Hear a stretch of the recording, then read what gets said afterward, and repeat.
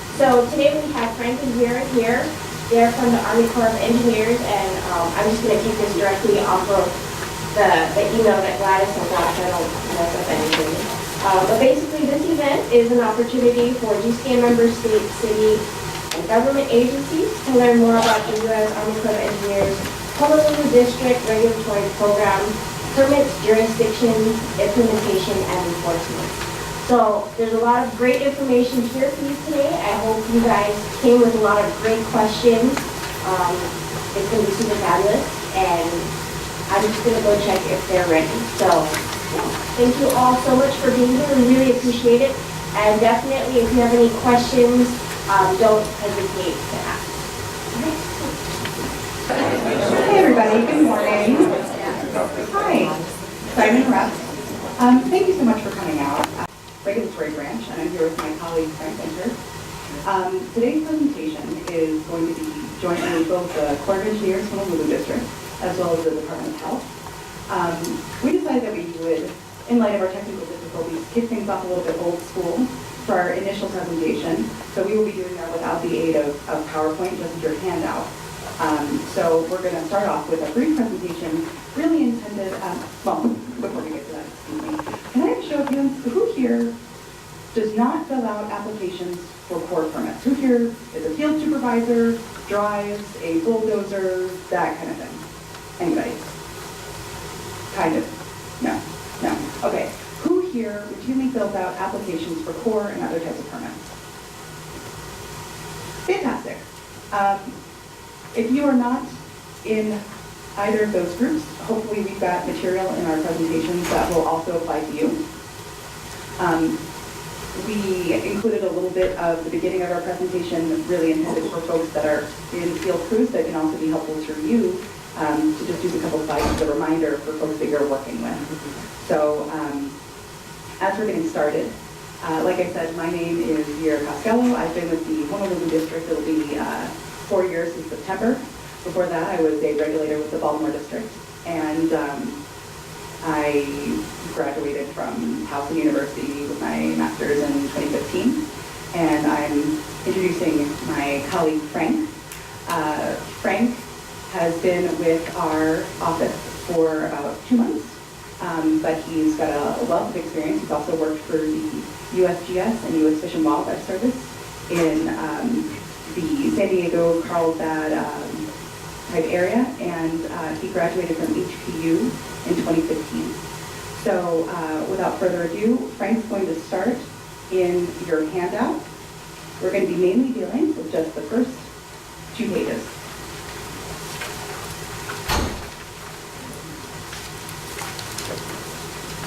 Good morning. Thanks for having us, and thanks for coming out to listen to us talk about regulatory and permits. I look forward to eventually working well with you and seeing you accomplish something running and building strong relationships with all of you. I'm gonna.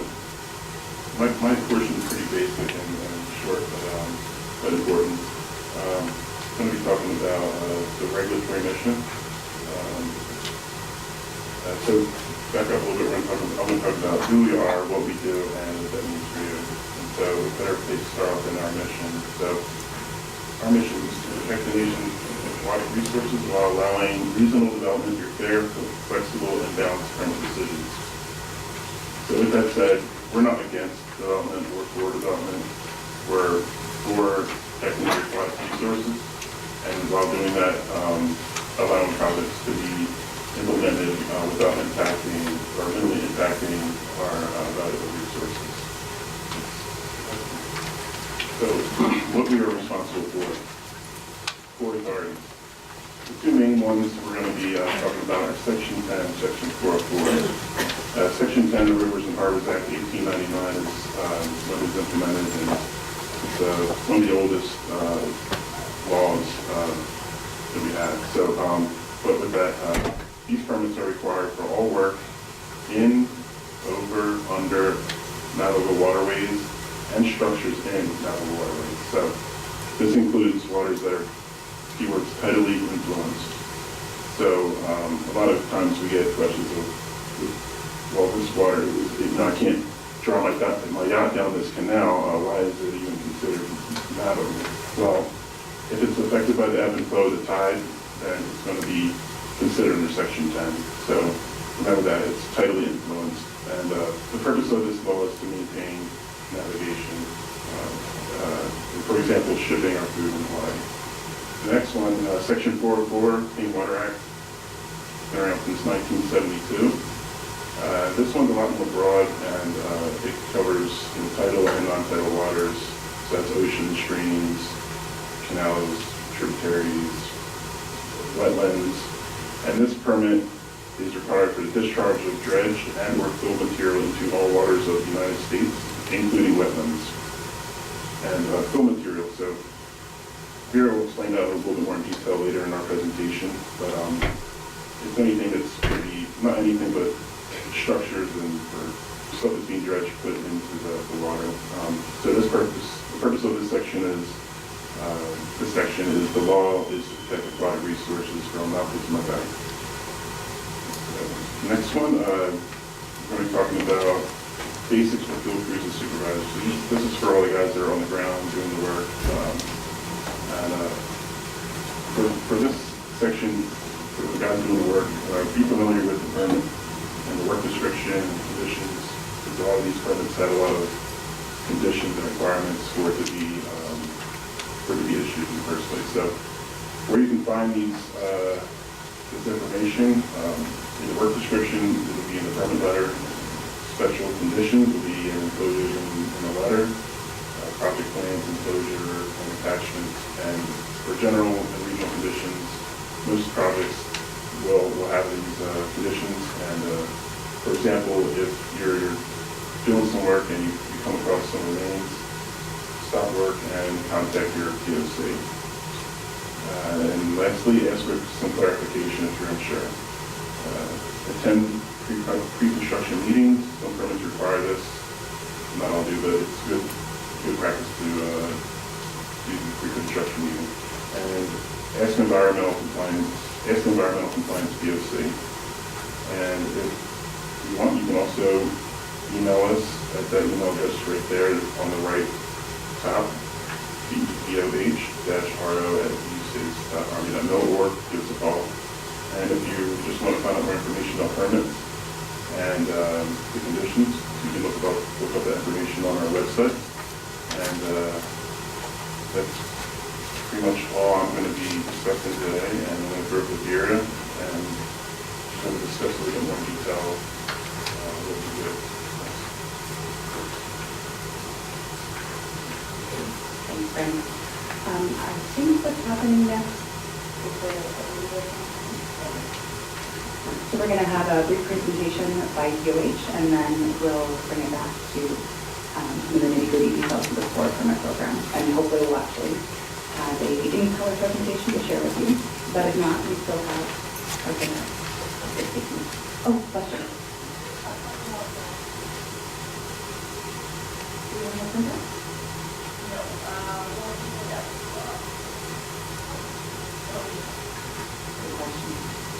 Well, I'm here. Anything else?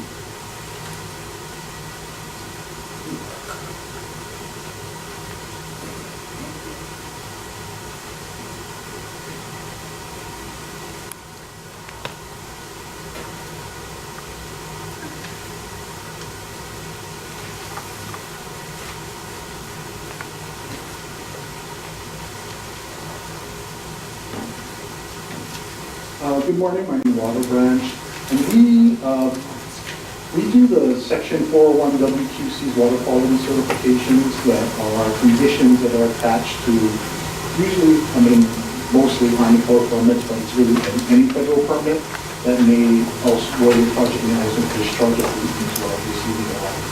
So I'm going to cover right now a little bit about our program. After we get so the material in this presentation has been prepared by the Department of Health and Water Branch. The general information as of the date of this presentation, this information is given in summary form and does not purport to be complete. This document does not substitute for any law or regulation. We are solely responsible for complying with the Clean Water Act, the Hawaii revised statutes, the Hawaii administrative rules, and those blanket Section 401 water quality certification. So I'm going to cover a little bit of what Water Branch does, our water quality standards, the section, some real basics about the Section 401 water quality certification, and I'll go over some frequently asked questions. So the Department of Health Clean Water Branch, we administer the Hawaii Administrative Rules, Chapter 1154, which is the state water quality standards. Our mission is to protect state waters for human health, marine life, and wildlife. And this is accomplished through permit and certification, issuance, monitoring, enforcement, sponsorship of polluted runoff control projects, and public education.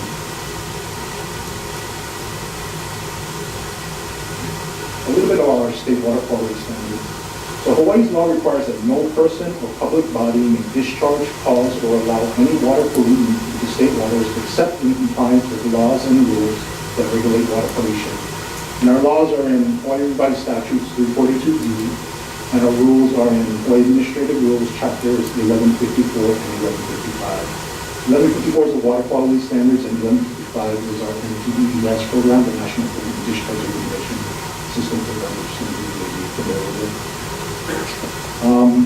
Our Chapter 1154 water quality standards were last amended in November 15th of 2014.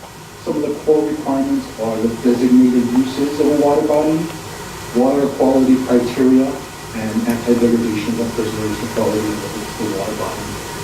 It's located at this website. You can go to our Clean Water Branch website also, and there's a section for Hawaii water quality standards. You can look at the full rules in there. So what is the Section 401 WQC? It's a water quality standards implementation tool, and specifically it's a certification from the state indicating that a proposed activity will comply with applicable water quality standards. So Chapter 1154, the water quality standards and applicable portions of the Clean Water Act are addressed. When is a Section 401 WQC required? There's really only two criteria. Your project requires a federal permit, license, certificate, approval, registration, or statutory exemption, and your project or activity may result in any discharge of a pollutant into state waters. So notice that it's not that you will discharge, but that you may discharge a pollutant. So various federal agencies, the Corps is probably the one we deal with the most. US EPA may have some permits. Federal Energy Regulatory Commission or the U.S. Coast Guard Office of Clean Programs. Discharge of a pollutant is defined in the Clean Water Act and in Chapter 1154. So pollutants include solid waste, sewage, chemicals, biological material, rock, sand, or dirt, construction debris, fugitive dust, spray paint, industrial waste, concrete, sealant, epoxy, heat, and agricultural waste, washing, and cleaning effluent. So it's a wide gamut of things.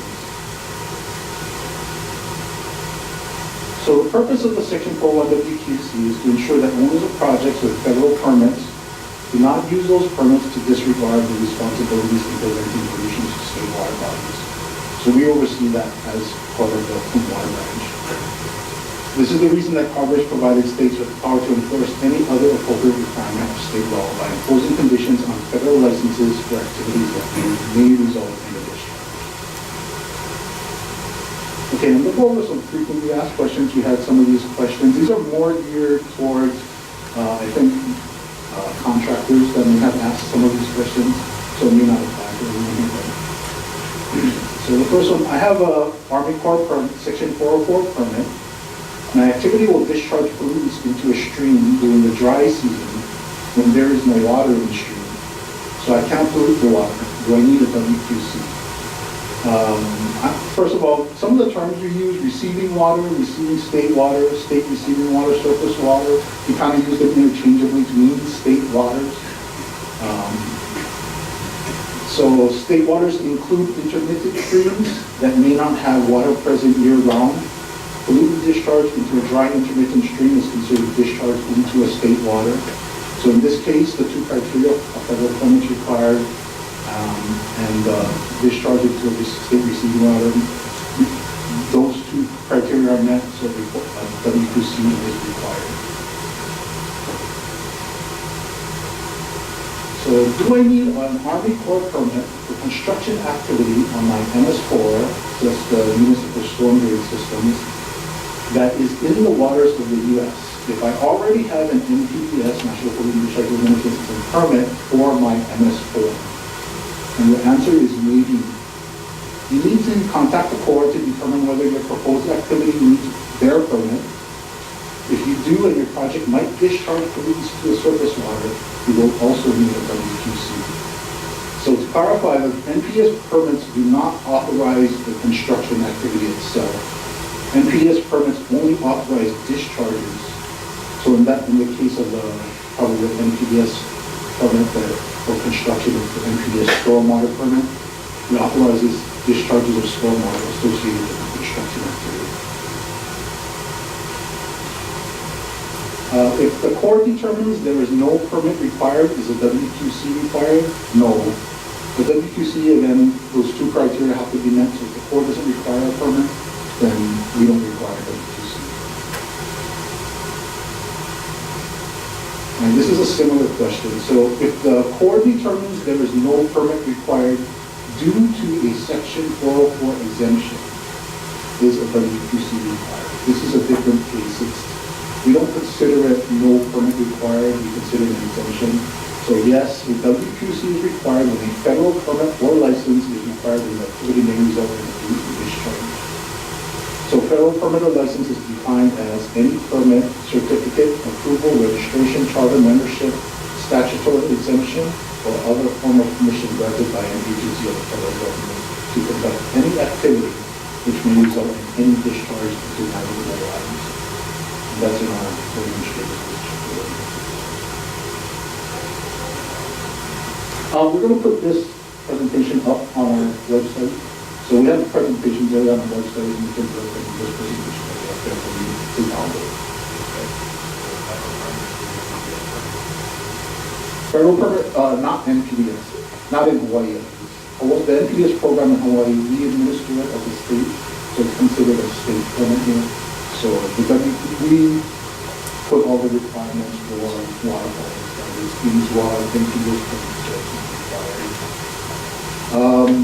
I guess there is some NPDES, I'll put that back a little bit. There are some NPDES permits where the US EPA has jurisdiction over some of those permits, and in those cases, water quality certifications may be required. There used to be a lesser general permit that they had, and we had something that we needed to, I guess I think there's something like that you can see from us.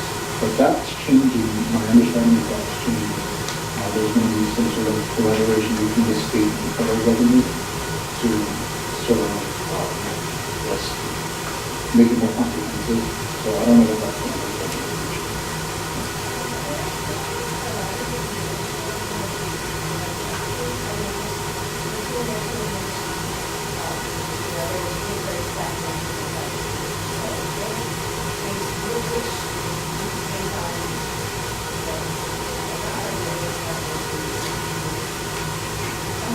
Yeah, so the Corps, their jurisdiction is the waters of the U.S., which the rule is changing, and so the definition is changing.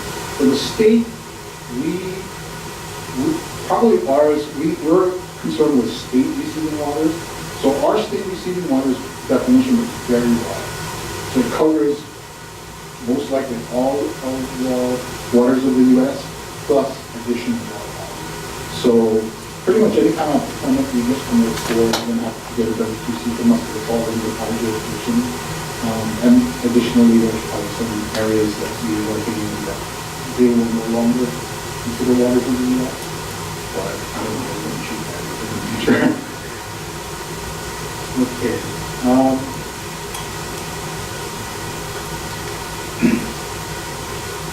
So if I'm using fresh water to fill an aqua dam that will be used as a BMP, what will happen to me if there is a leak?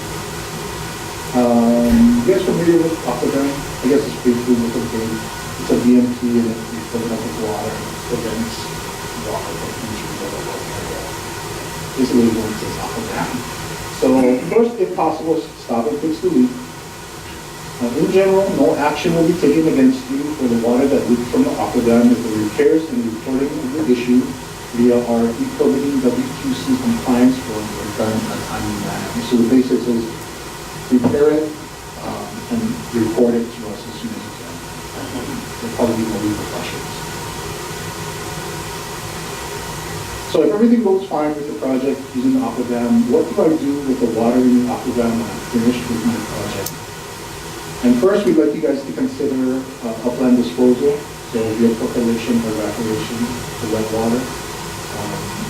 If you want to release the water back into the state receiving water, assuming that you filled it with water from the receiving water, we don't know what the quality of that water will be after it's been sitting in the aqua dam for however long the project's been going. So you need to ensure that the dissolved oxygen and pH of the water in the aqua dam meets the water quality standards of the receiving water. So you probably have to test it, perhaps treat it, and ensure that it meets the water quality standards. So I am the owner of a project and was issued a WQC. How does my contractor and staff know what to do? You get this a lot. You have to tell them. It's your responsibility and no one else. When you submit your WQC application to the Clean Water Branch, you're certified under a penalty of law that you are going to perform the work, implement the BMPs, and conduct the monitoring as specified in the application. So if you're going to use a contractor, you need to include in your contract everything that was provided to the Clean Water Branch in the application plus the WQC. You cannot obtain a contractor and you tell them to contact us to find out what is needed. You need to provide the WQC and your application to your contractor and all of your staff. You have to instruct them to comply with the WQC conditions and what you submitted in the application. We go back to the aqua dam example.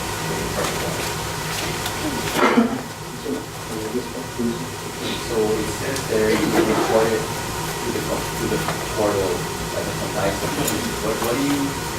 How are you characterizing the report? There's a section, we could consider it non-compliance. So there's a section where you report non-compliances to us. So you would consider that non-compliance? Yeah, we would. And so you would need to report it there. Like I said, just report it to us, report all non-compliances to us, obviously, if it occurs. And we'll, in this case, we're specifically saying we're not going to take any action if it reports to us. Yeah, we should hopefully be able to report all your non-compliances to us, whatever they may be, and we'll do it via that form.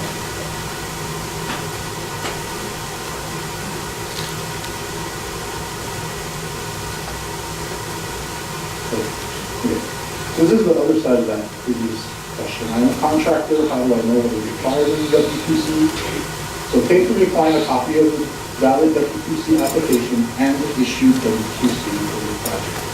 Read the WQC and the application that was submitted to the Clean Water Branch. The information provided to the Clean Water Branch in the application are the commitments that were made.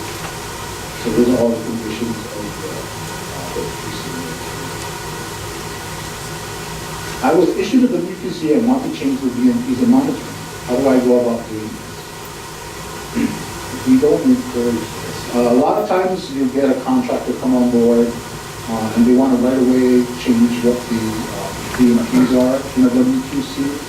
But what we say is that accepted BMPs and monitoring must be demonstrated as ineffective or inadequate before considering changes to them.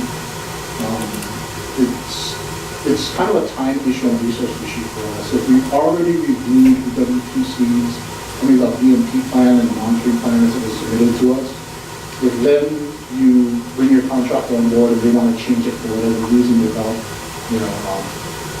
any reason, maybe the cost might be the only reason that they're looking at it, it requires us to have to go back and review the BMPs and the monitoring plan again. So again, it's a resource issue for us. We want you guys to show that those BMPs that we first originally submitted and we approved are not effective. What type of fill material does the Clean Water Branch require? We require clean, inert material that will comply with basic water quality criteria applicable to all waters as established in 1154. So that material will not leach pollutants and will not cause long-term water pollution issues. The fill material also needs to be authorized by the board. What is covered under the 404 WQC and construction stormwater NPDES? So the 404 authorizes dredge fill material models in the U.S.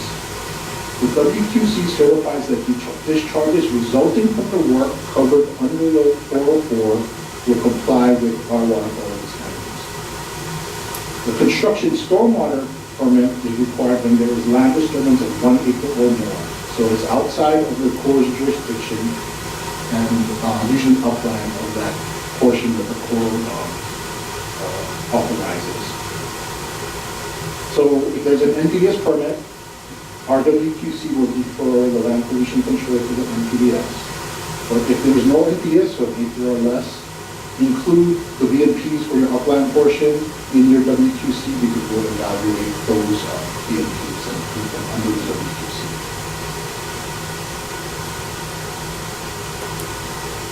What percent design construction drawings is sufficient for WQC applications? And this is totally up to the project owner.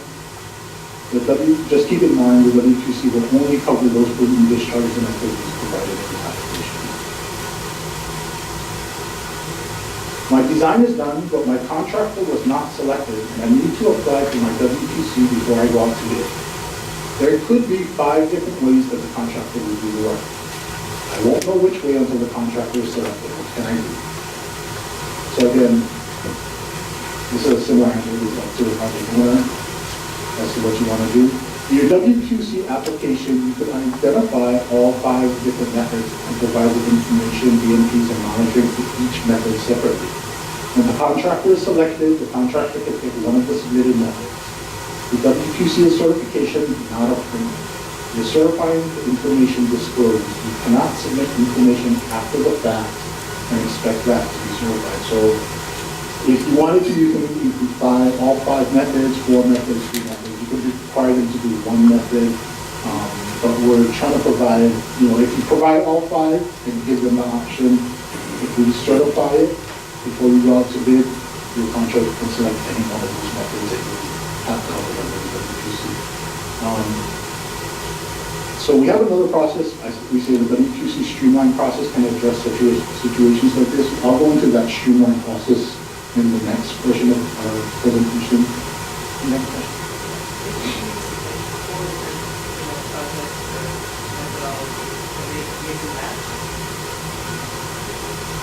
That's a good question. It would depend, I guess. It would depend on how, I guess, we look at cumulative impacts and what the impact of those BMPs are going to be on the water bodies. So it'd be difficult for us to go out into the field and figure out, whether one portion could become a part of another method. Maybe best to split that up separately. So like if you have an area where you have a certain type of BMP and another BMP in another area, treat it as separate. And then you could say, okay, I'm selecting 1 or 2 to cover these 2 areas, 1 and 3 or whatever. That probably is the best way. And it's going to affect monitoring too, so keep that in mind. Because once you change the setup basically of the BMPs, like your decision units are going to change, or your sampling impact area is going to change. So that has to be clear too if you're going to deal with that. What if I need a WQC for emergency work? So if the proposed project was granted an emergency proclamation by the governor in Hawaii Revised Statutes, Chapter 342B, you do not need to obtain an NPDES permit or WQC. However, we recommend that you still apply appropriate BMPs. So you don't have to send anything to us. Just make sure that your governor's proclamation specifically covers that.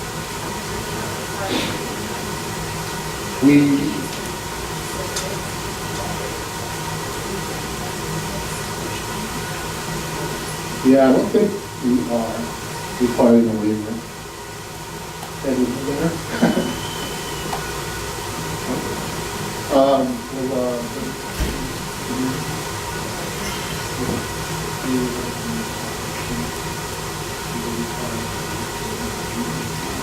No, because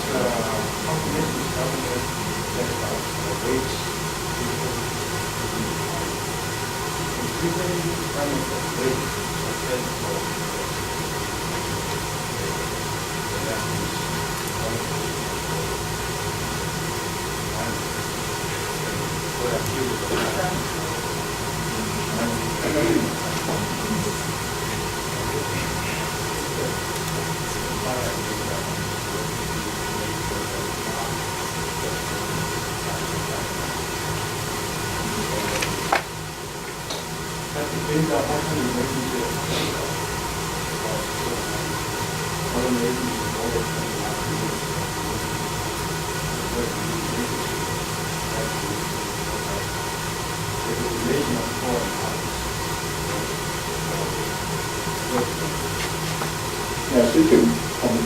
That's,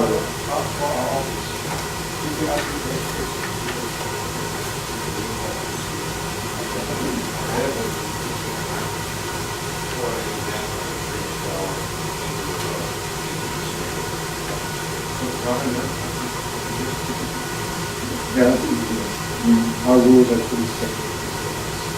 That's a guarantee to the donors. So what is a certifying person? The certifying person is the person who signs the Section 401 WQC application.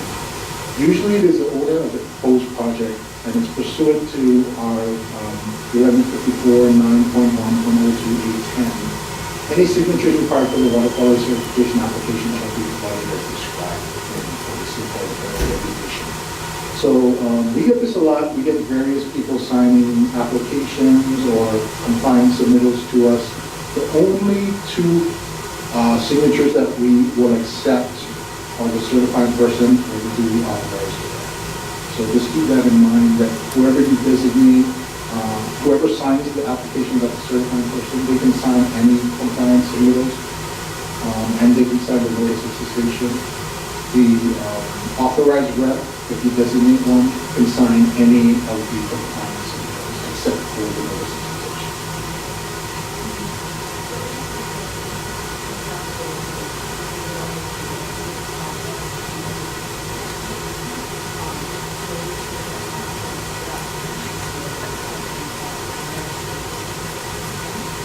It could be, yeah.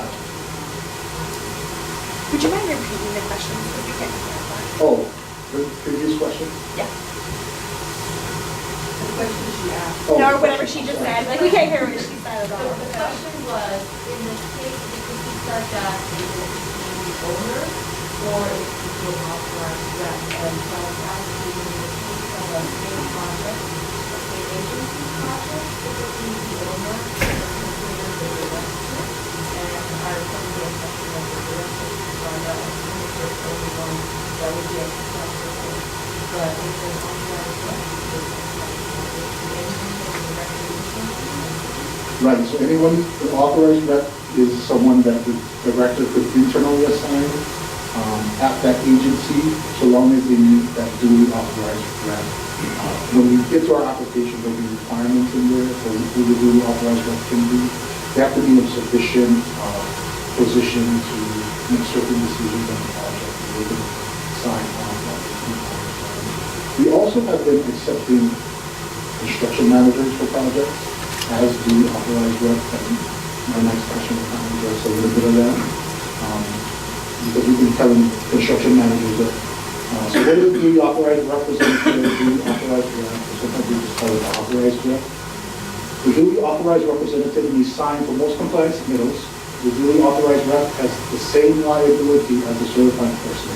Therefore, consultants and construction managers should think long and hard and check with their insurance companies about wanting to be a duly authorized rep. So we've said this to certain consultants, and they were authorized reps, and afterwards they were no longer authorized reps.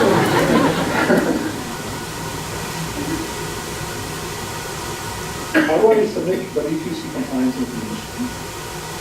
So you can go to our e-permitting website, use the CWB compliance submittal form for section 401 WQCs for all compliance submittals. I think in some WQCs, older WQCs, we people were able to submit via our email. We're trying to encourage everybody to use our e-permitting system. It's easier to keep track for us of what's coming in and what the requirements are for signatures and things like that. But we will still, if your WQC does say that you can submit it via email, you can still submit it via email. So, or we prefer this. I have a core civil works project involving dredging and placing fill material into waters of the U.S. I was told that the Corps does not issue permits for its own activities relating to Section 401 WQC. The short answer is yes, we have regulations that have to be done. Next. Okay, Zero will have, sorry. Question, there's a project inside the county landfill. It's self-regulated. The project happens inside the, is there a way to determine whether a project like that would not have any discharge outside of the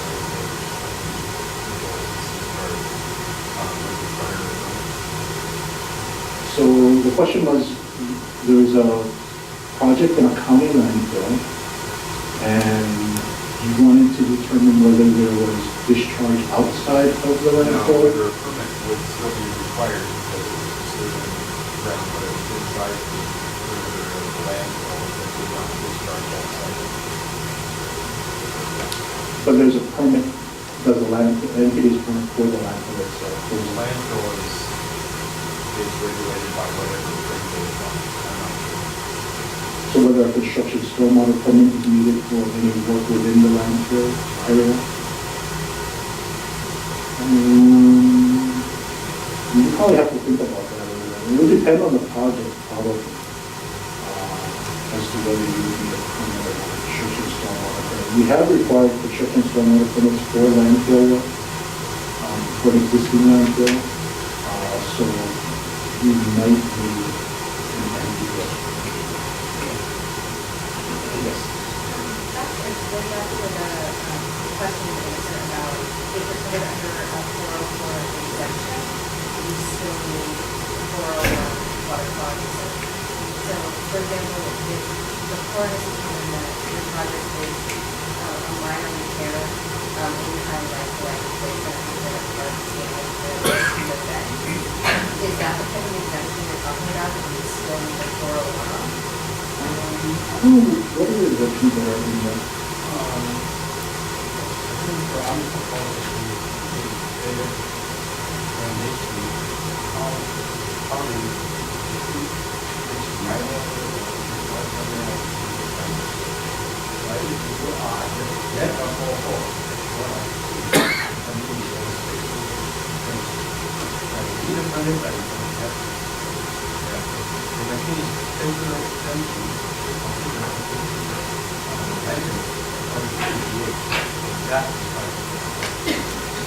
Okay, so it's separate exemption. Is coming out of regulation or is coming out of EPA? So, Courtney, when I heard you asking, if in coordination or your pre-application testing, like when you permit for this, and of course, no permit required, you're probably communicating with your core project manager, if it's not already written into the letters, as you do email, say, remind me, why is this something required? And if the answer is because it's exempt under section 404F in Water Act, but if there's no specification, is that you still need water quality. Is that answer? Yeah.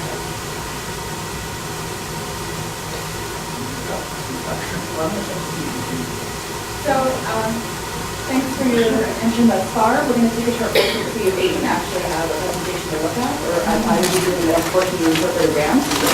So, take a couple minutes to get your wiggle back to your slides, go to the bathroom, 5-minute break, and then come back with your break. Thanks again for coming back. Glad we didn't lose you. My name is Vera Costello, and I work for the Army Corps of Engineers, Honolulu District Regulatory Branch. And my presentation today comes from some very detailed questions I got from the people in the community on some detailed, sticky type issues that folks run into when filling in applications and having to educate your clients. So, first, a disclaimer. I am not the chief.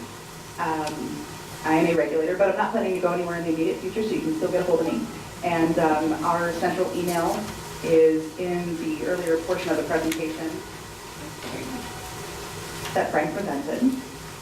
So we all have access to our central email, our central phone number is there, and that usually our admin directs it to whomever is regulator of the day, that day, or if it happens to be about your project, whoever the project manager is. Most of what I'm talking about, so we've got law, we've got regulations, we've got headquarters guidance, and then most of your questions deal with the anything else that isn't already addressed with that, because y'all are smart people. You went ahead, you did your homework, and it doesn't say anything about this part. So that's the part that it's not a mistake, it's not a omission, it's an opportunity for district-specific decisions, because we are not currently in Kansas anymore. And so what works in Kansas may not be appropriate in Honolulu. So it gives our chief the opportunity to make specific decisions. So that's the main of what I'm discussing tonight. Bearing in mind, we are set to get a new chief sometime this summer. That should not interrupt the awesome flow of us processing your requests for permit determinations and permit applications. The staff seems more or less fixed at this point. So new chief, but don't freak out. But with the new chief, I'm not anticipating that we're going to have lots of changes to the information that I'll be sharing. It is possible, and if there's something major, we'll do our best to let everybody know. And I really appreciate the opportunity to interact with everybody here. And so hopefully this can be a somewhat routine thing where we can arrange for updates. Any questions so far? Who am I? Who are you? Who's the boss? What's going on? No? Okay. So disclaimer out of the way, the plan for my presentation from here is a sort of a basic review of our process. Pretty brief, because most of you are familiar with it. And then getting into details about jurisdiction. Section 10. Exemptions, exceptions, no permit required, oh my. And with a focus on DMPs and bridges. I'm going to do a quick review of permit types and our resource agency consultation. We'll discuss some of the information that we expect to be included in permit applications, and when we have conversations with you for permit determinations, do you need a permit for what you're proposing to do? We'll talk about compliance and site visits, emergency projects, aquatic delineation reports, and end with some policy updates. So keep an eye on the presentation in your hand. If you have a question about emergency projects, if maybe you could hang on to it until we get to that slide, and then if I don't cover your question then, we can bring it up then. And if your question has nothing to do with any of these, then I guess we'll find an appropriate time to address it. So, okay, here we go.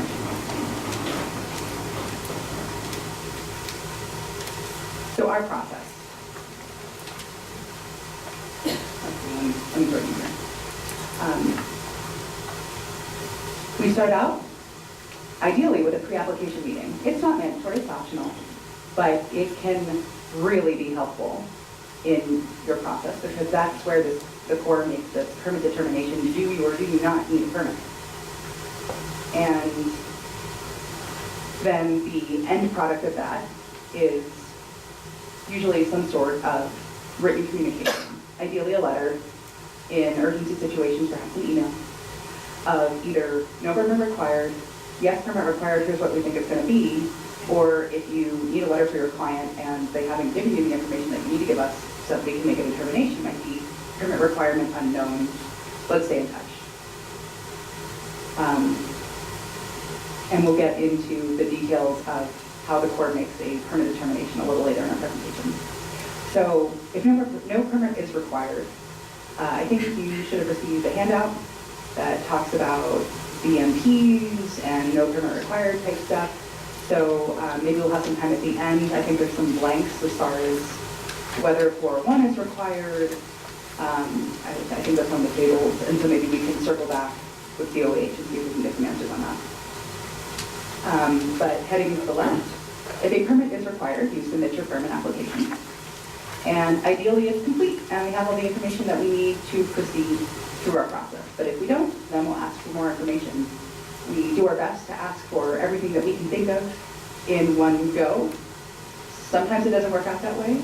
We are really sorry about that, and we will try to get better. But anyway, that cycles as many times as it needs for a complete application, and then we proceed with our core review of your application.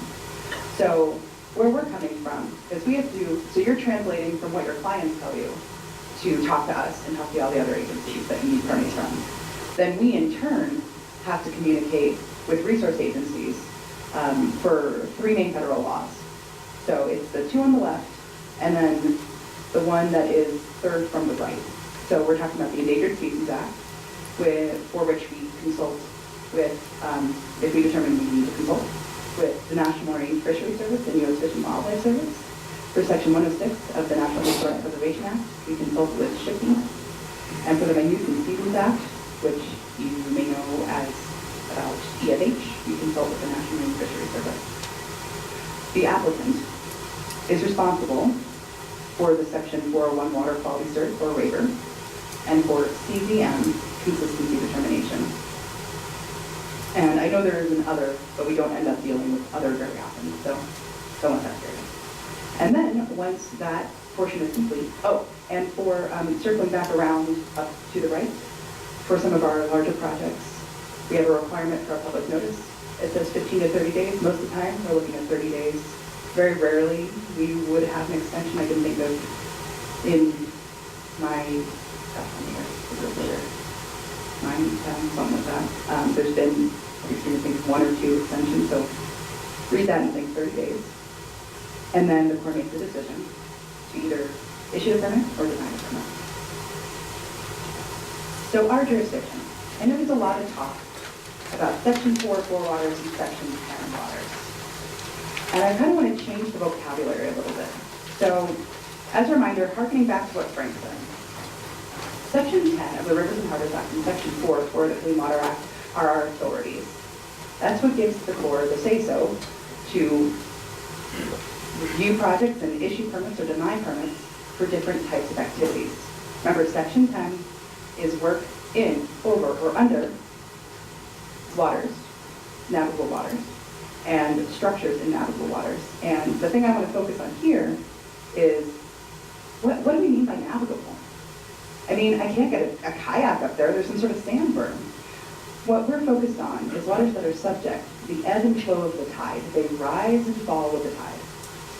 Okay, so also harking back to Frank, we talked about Section 10. Section 404 is permits for the discharge of dredged or fill material into all waters of the U.S., whether they follow the ebb and flow of the tide or not.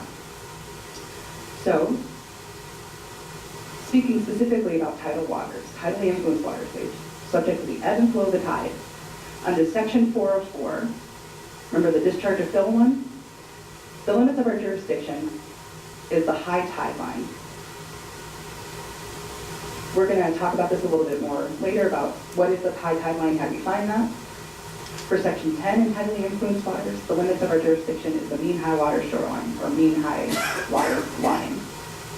In non-tidal waters, well, wetlands can be both tidally influenced and non-tidally influenced. In that case, we're focused on the borders of the wetland, and you get that from a wetland delineation.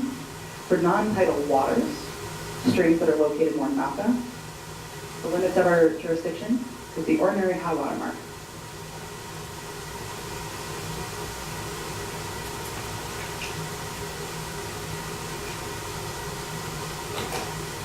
Section 10 jurisdiction. Okay, so here I hear you saying, subject to the ebb and flow of the tide. And y'all are going to hear me say this so much during this presentation, you're going to go home to your kids and say, ebb and flow of the tide, ebb and flow of the tide. So, Section 10, these are waters subject to the ebb and flow of the tide. So navigable in fact, that may be a term you might have heard, it is just like it sounds. In fact, you can navigate on this water. So in this example, the figure in the bottom right-hand corner, there is some sort of vessel navigating this as the Pearl Harbor Middle Lock. That is navigable in fact. Whether it continues to be navigable on this channel heading around to the right, I'm sorry, the left, not the right, the left and then up, that depends on the depth, it depends on the bridge clearance, what type of vessel you're using. You're not going to get the Queen Mary up there. So that's not navigable in fact, but it still may be subject to the ebb and flow of the tide. And so that's the limits of the course that affects the course section 10 jurisdiction. So, okay, it's not navigable in fact. How do I know what the limits of the ebb and flow of the tide are?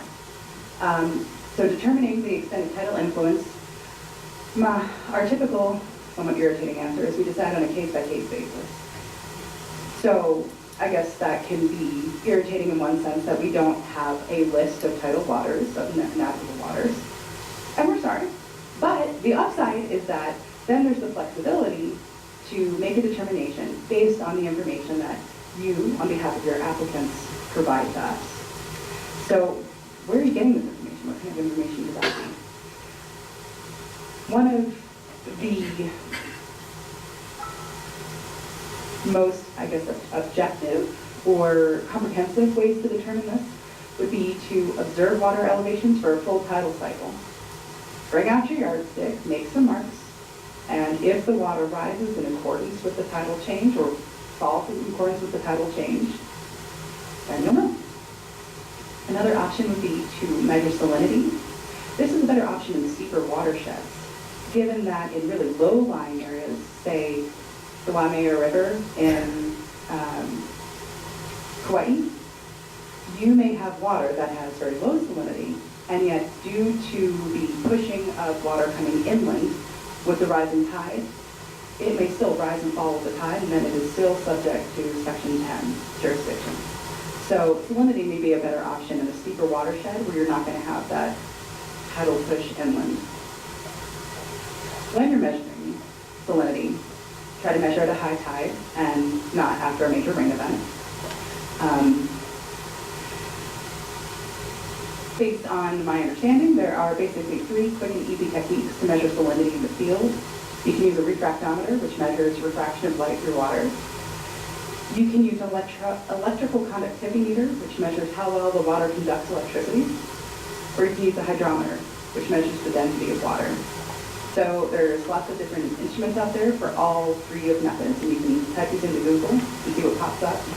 They're all pretty easy to use, and depending on the instrument, I mean, if you get a Swiss Army knife of measuring type tool, you're going to pay a lot more than a simpler one that does one specific task. But some can be cheap, and many of them are designed to measure the salinity in a small sample of water using a probe. So you have to access the waterway in question and collect a grab sample first. So that could potentially be done with a bucket and a rope, or waiting, or an extension pole before making that measurement. There's some instruments with long cables that allow you to lower the probe into the water and make the measurements in situ. And this would be ideal in cases where it's difficult to access the waterway, since you could potentially measure the salinity from a bridge crossing or the top of bank, depending on the site layout. Similarly, if you have a long cable, you can also measure the salinity along the whole vertical profile, so you can see what it looks like at all different depths, given that salt water is denser than fresh water. The bottom of the water column may potentially have higher readings than the upper portion. Alternatively, there's a way to collect samples from different depths using an Ekman or Kemmer sampler to achieve the same thing. But from what I hear, that's kind of a pain. So if you're making a single point measurement, that'll simplify things. And it should ideally be made in an area of main flow at a representative depth and location. So it's best to avoid the bottom, the surface, and the sides of the channel. Just in the middle, just right, like the 3 bears. So if the goal is to capture normal salinity conditions, then I'd suggest waiting at least 48 to 72 hours after the last rain and target either low tide, or if you're looking for the least saline condition, or high tide if you're looking for the most saline condition, trying to figure out where the limits are. Other than measuring salinity, other options include checking your elevation relative to sea level and making your case that way. Similarly, your proximity to heavily known waters, known tidal waters. Another helpful option is data from prior projects. or either in the same location or in another location that's similarly situated, same elevation, same distance from the known navigable and fact water. Another option is local knowledge, asking the uncle who's fishing off that bridge, did you notice that the water, does it rise and fall with the tide? And he might know. And also observation of marine biota. Some sea turtles and fish are exceptionally intrepid and will make their way, even though it's potentially a little on the nasty side, even into the Illinois Canal. And so now I know. Now it's tidally influenced, subject to the ebb and flow of the tide. Any questions? Yes, now questions.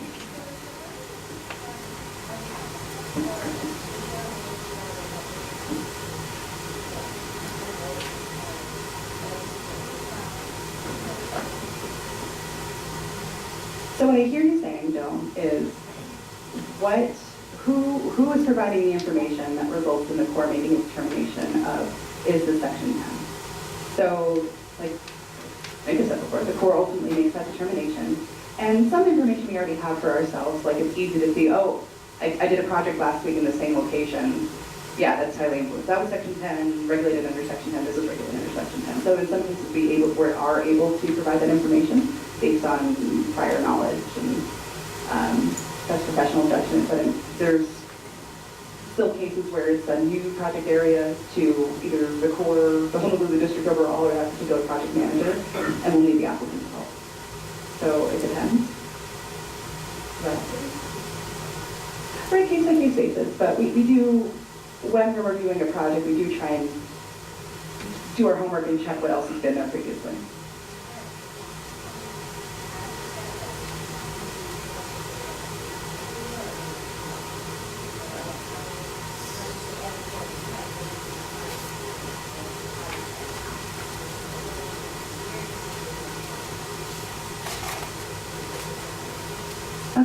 Yeah, that's a great question.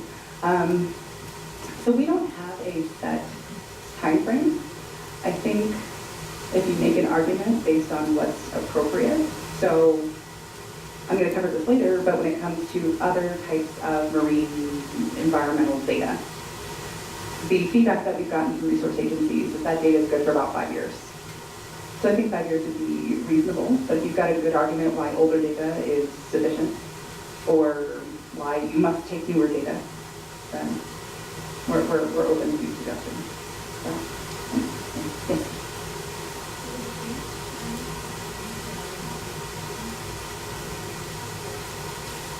Are they subject?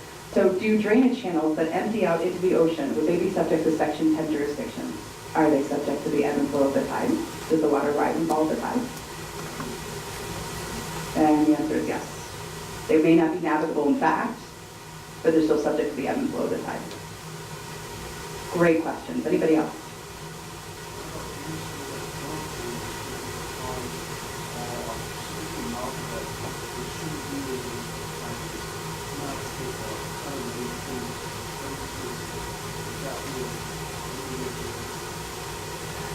So we have a couple different questions here. What I hear you asking, and correct me if I'm wrong, is let's say you've got some tributary that empties into another big water body, like a pond, that then eventually, so it indirectly empties into the Pacific Ocean, but not for a ways.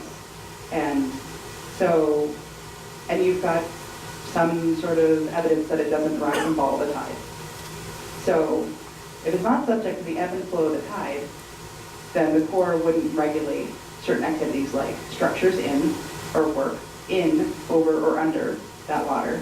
But since we regulate the discharge of fill, with some exceptions, and we'll get to the exemptions and exceptions in a minute, but we regulate the discharge of fill in all waters, if it's still a water of the U.S., because it meets the definition of a tributary, and like Jill brought up earlier, right now we're using the 2015 Clean Water Rule.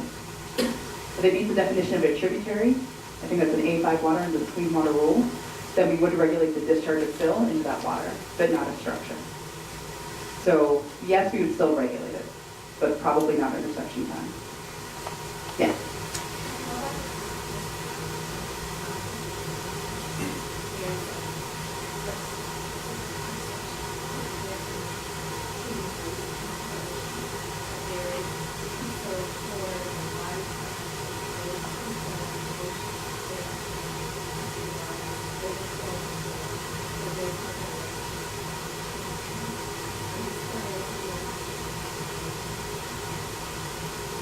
So the question was, and I'm sorry, what's your name? Doreen? So Doreen asked a great question. So we've got lots of streams on Oahu and our other Hawaiian islands that where the mouth of the stream there's some sort of naturally forming berm thanks to the combination of forces heading Makai and Naka. There's this natural berm that forms. So the question was about jurisdiction in the water behind that berm. And so, okay, jurisdiction.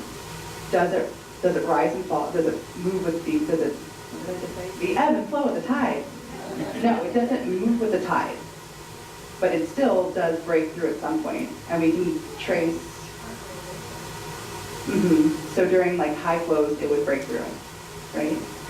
Okay, so chances are, yes, we would regulate that water of the U.S. if we can document that it has the characteristics of a tributary, and even if there is, I think that that would probably be close enough since it's that berm and we can see that, yes, during high flows it breaks through. We would probably regulate that. But again, we'd have to look at your specific circumstances. Great question. Anybody else? Oh, I already beat myself here.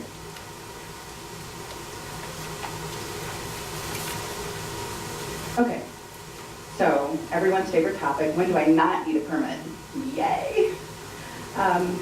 So we talked about Section 10, jurisdiction, meaning when the Corps requires a permit for waters that are subject to the ebb and flow of the tide, and structures in and work in, over, or under. But what about those waters that are not subject to the ebb and flow of the tide? More Mauka waters.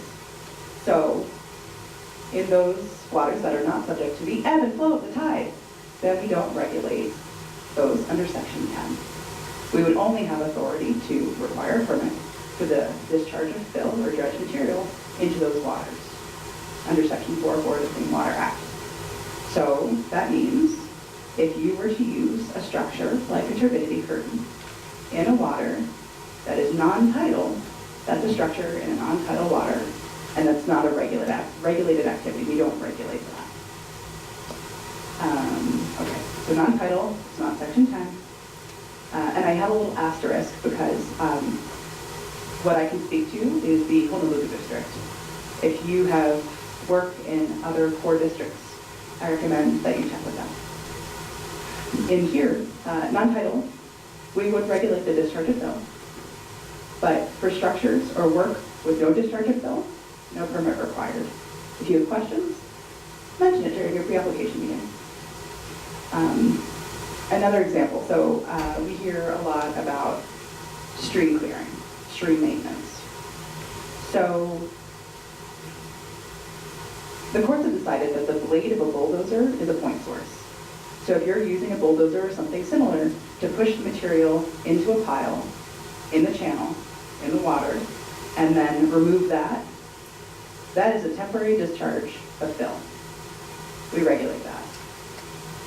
If you are removing, we don't regulate the removal of material as a discharge of fill. It might be work, but remember, we regulate work in waters that are subject to the ebb and flow of the tide, not non-tidal waters.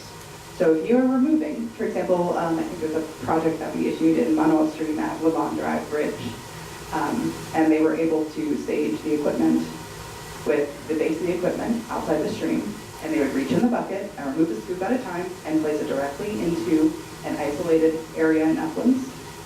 That's not a regulated activity. For that aspect of the project, they didn't need Corps authorization. Driving heavy equipment in the water of the U.S. is not nice, but it's not determined to be a point source. It's not the presence of the equipment, it's what it's doing in the water of the U.S. And bear in mind, Loblaw, Corps, permits, we are not the boss of the Department of Health. All questions about your Section 401 water quality cert, see them.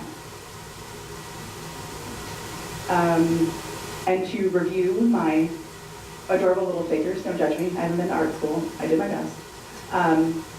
So the top is examples of some structures. So since this is not a discharge of fill, we wouldn't regulate these in non-tidal waters. Some examples include mulch or coconut fiber-filled socks, sheep house, or water-filled structures like your aqua dam I heard somebody mention earlier. Either flexible, like kind of a balloon type thing, or fixed. To typically use to either filter out the water moving through the site or to isolate or dewater the work site. Those are structures.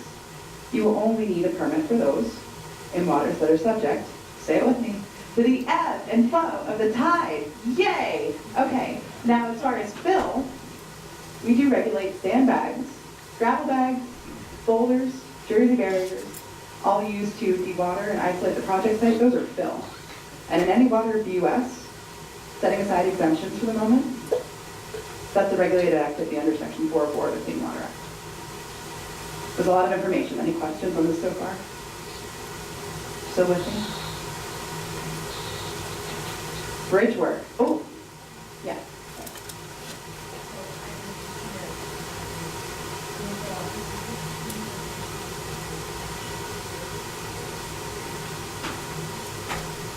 The question is there an easy way to distinguish between structure and fill? And kind of, no. There's a did I bring it with me? Either 2002 or 2012, there had the Corps of Engineers and EPA got together and defined fill. And so if you Google USACE and EPA definition of fill, and it should pop up either 2012 or 2002, I forget, I'm sorry. And it talks about the effective fill. And so it calls out several different examples, including, I believe, sandbags, rock, like mining debris, but it doesn't address everything. And so that's one of those things, those concepts that's up to the district to make those types of decisions. So I did my best with the figures that I've got on the right-hand side of the slide, one of the handouts that you've got, and as you bring in new and interesting questions, we'll do our best to respond with our determination. It is on a case-by-case basis, but we're doing our best to be consistent through our branch.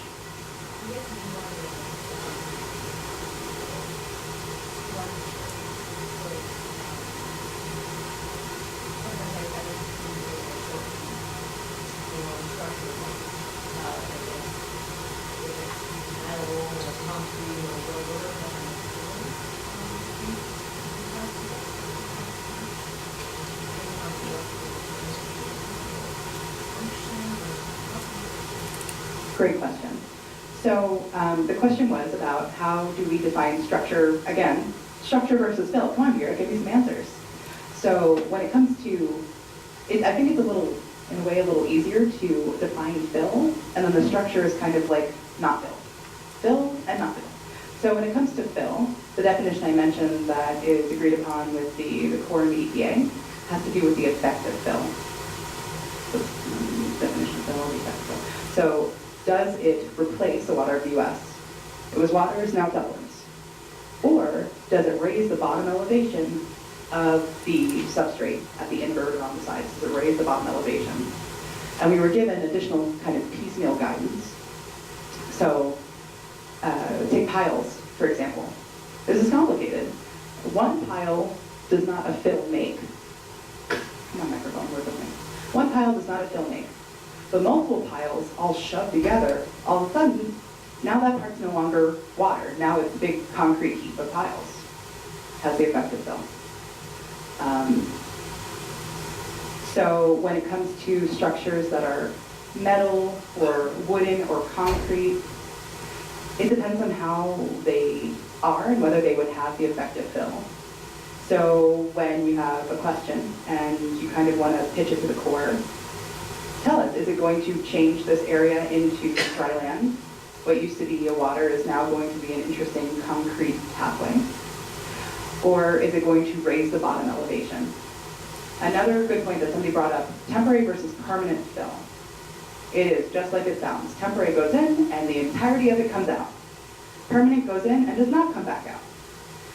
A sort of, I guess a tricky example would be a utility line installation.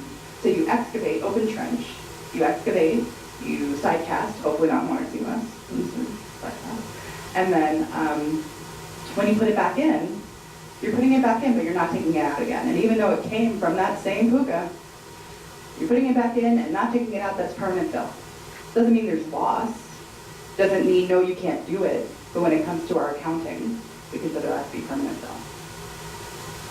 Great questions. Anybody else? Yes? Encore and its permanent regulate sandbag versus gravel bag. So the question is, what is the difference from a core perspective, sandbags versus gravel bags? From our perspective, no difference. We consider both to be fill. As far as where you're getting that gravel and sand, that is a DOH type question. We're more concerned with what is it, not where did it come from, how nice is it. It'd be nice if it wasn't like going to trash everything and kill everything, but like, so that actually brings up a really important distinction between the core versus DOH. The limits of our jurisdiction from a regulation perspective, we regulate the discharge of fill or dredge material into waters of the U.S. Dredged or fill material can be a pollutant, but there are plenty of other pollutants that DOH regulates that we do not have the authority to regulate. So for example, if you were to empty a can of gasoline down the storm drain, we don't get to say anything about it. I mean, we're sad, we go home and cry at night, but like, we have no authority to regulate that activity. Yes?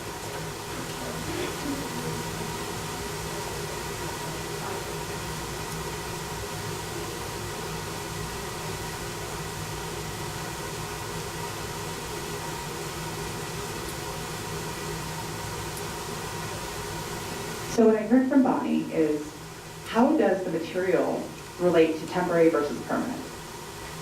It's like two different issues. So temporary versus permanent is it being taken back out in its entirety? Then it's temporary. Is it staying in even partially? Then it's permanent. As far as the materials, we started our guidance that we're providing to you with the core EPA definition of fill and did our best to be consistent from there. No? Try again? Okay. So sandbags. So what is it about sandbags versus mulch-filled bags that makes one fill and one a structure? Yeah. So first of all, the sandbags, or sandbags, they're specifically mentioned in the definition of fill as being fill. So we're not going to go against that. That's our guidance.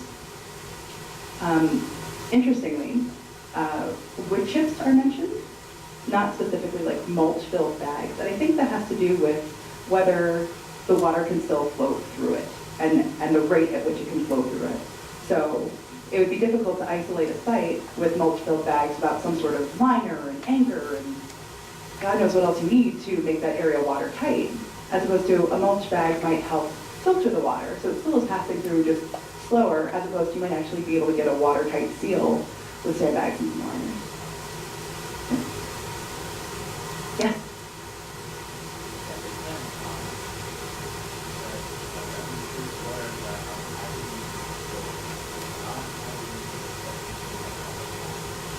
In the Honolulu district, that's the case, yeah.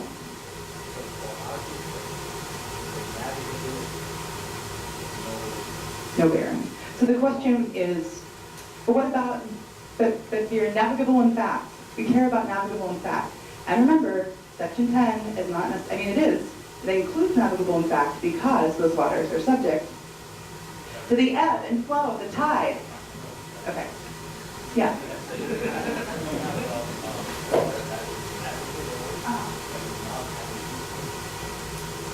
Well, so like where? Pretty cool. The lake. We got the line all the time.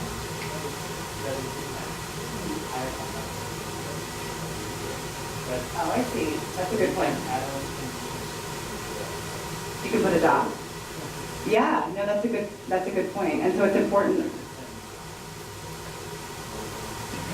I really haven't run into that often, so we would have to consider that. And you're right that, so we don't run into that often. For the most part, people are asking us about stream mouths, where the case is it's not navigable in fact, but it is tidally influenced.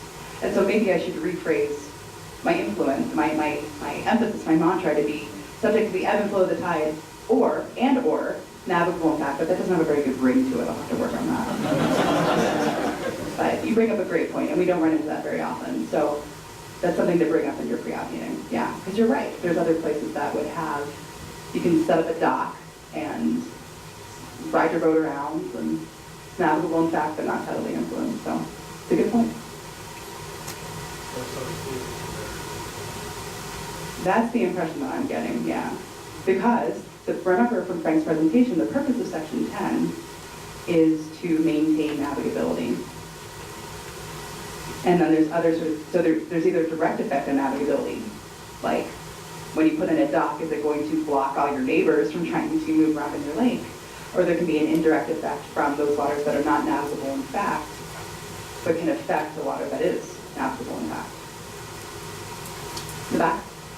How would the Corps look at the lagoons at the Haseko property in Edna Beach? Where? At the beach where? The Haseko property over in Edna Beach where they built the big lagoons that are going to connect into the ocean. They're not going to do that now, so it's going to be an enclosed water body.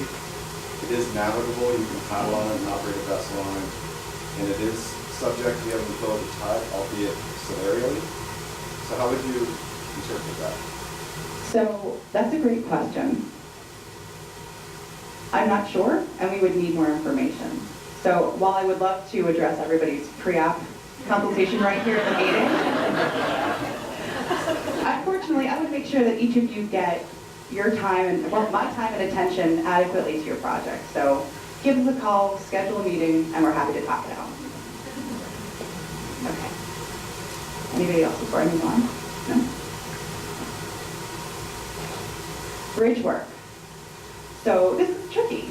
So we've got waters that are either navigable in fact or subject to the ebb and flow of the tide, and it's a structure over these Section 10 waters, as well as potentially BMP structures like a turbidity curtain or scaffolding or some other type of floating structure that you're using for this bridge work. The Corps and the Coast Guard have a memorandum of agreement, and I think it's from the 70s. I could find out the exact date and get back to you. But the important thing to remember is that due to this agreement, this work or these structures, the construction or modification or maintenance of these bridges and the installation of these temporary BMP structures, that falls under the Coast Guard's jurisdiction under Section 9 because of this MOA. And so if you are clear that there's not going to be any fill proposed to be installed as part of the project, no bridge abutments, no sandbags, no earthen dams, just turbidity curtains, scaffolding, and work on the bridge, or installing a new bridge and all the abutments and everything are going to be outside the Corps' jurisdiction. Pitch that to us in part of your pre-application meeting. And if that's the case, the answer is no permit required because it's the Coast Guard's jurisdiction. Right. And any discharge of fill for like abutments or sandbags or, now low water crossings are another story and we'll get into that a little later. But for bridges, even if it's not navigable in fact, if it's subject to the ebb and flow of the tide, we're taking that, what we would normally take as Section 10, goes to the Coast Guard under Section 9, no permit required. But if you're using some sort of fill, even as a temporary BMP, you would still need a Corps permit because we regulate the discharge of fill into all waters of the U.S. I saw a question.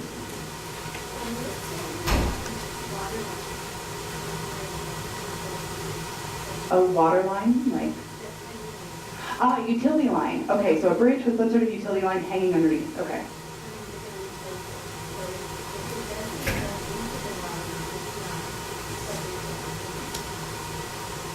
So remember, as far as Section 10, we're regulating work, structures in or work that is in, over, or under. So when it comes to utility line, that's kind of a separate category that we don't see as often. And I know that there's rules as far as like if you're building a separate bridge for that utility line, that's different than a bridge that the Coast Guard would get, and we have to, they're complicated. I mean, unless we need to like break this down and I can come back with a response a little later, or come see me separately. I don't have all the information on that right now. So. The Coast Guard agreement is only in effect for tidal waters, right? It's not tidal waters and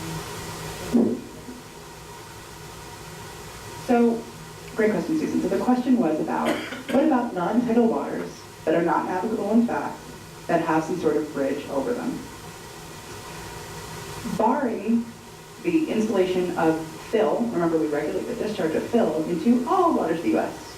It was just a structure over, even with individual pilings in, as long as those pilings are not jammed together to have the effect of fill, even with pilings in, that would still be a structure in a non-tidal water, and so it doesn't go to the Coast Guard, but it's not a regulated activity. Great question. Yes?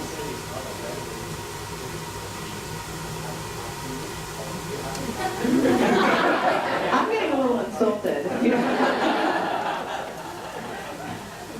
So, like most things, it's a game of risk, right? So, if it was me, I would rather have a quick email conversation with the Corps and just make sure, hey Vera, here's how I think this is going to go down, do you agree? The question was about when you think that you have a no permit required situation, do we still have to talk to the Corps? And the answer is, no, you don't have to, but I highly recommend it. And also, your client may want you to get a piece of paper, some sort of letter from the Corps confirming that, so when the nosy neighbor comes down and says, what are you doing? You're breaking the rules. I'm going to get you in trouble. You can be like, nope.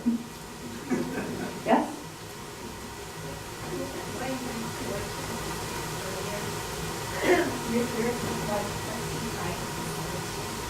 Hey, what? So we're talking about a utility line installation.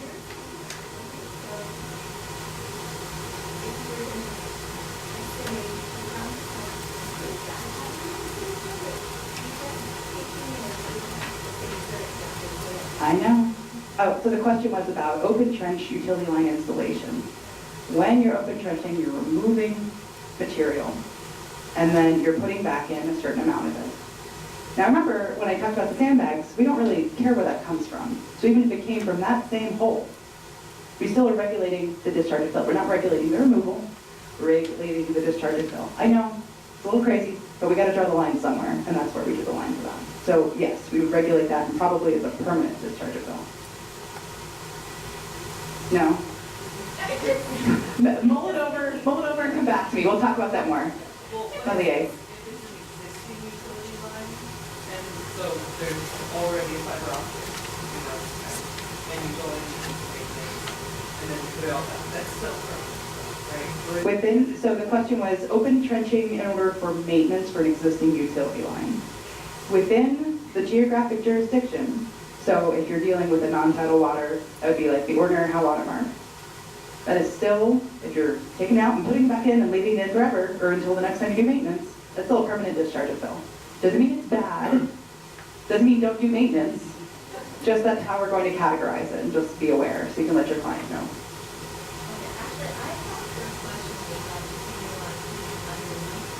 It was initially, and I'm going to have to come back around to that, because yeah, the hanging utility line is another tricky topic that I wasn't prepared to talk about that today. Next time, remember to submit all of your questions in advance so I can prep and have adorable little design figures so I can show my answers.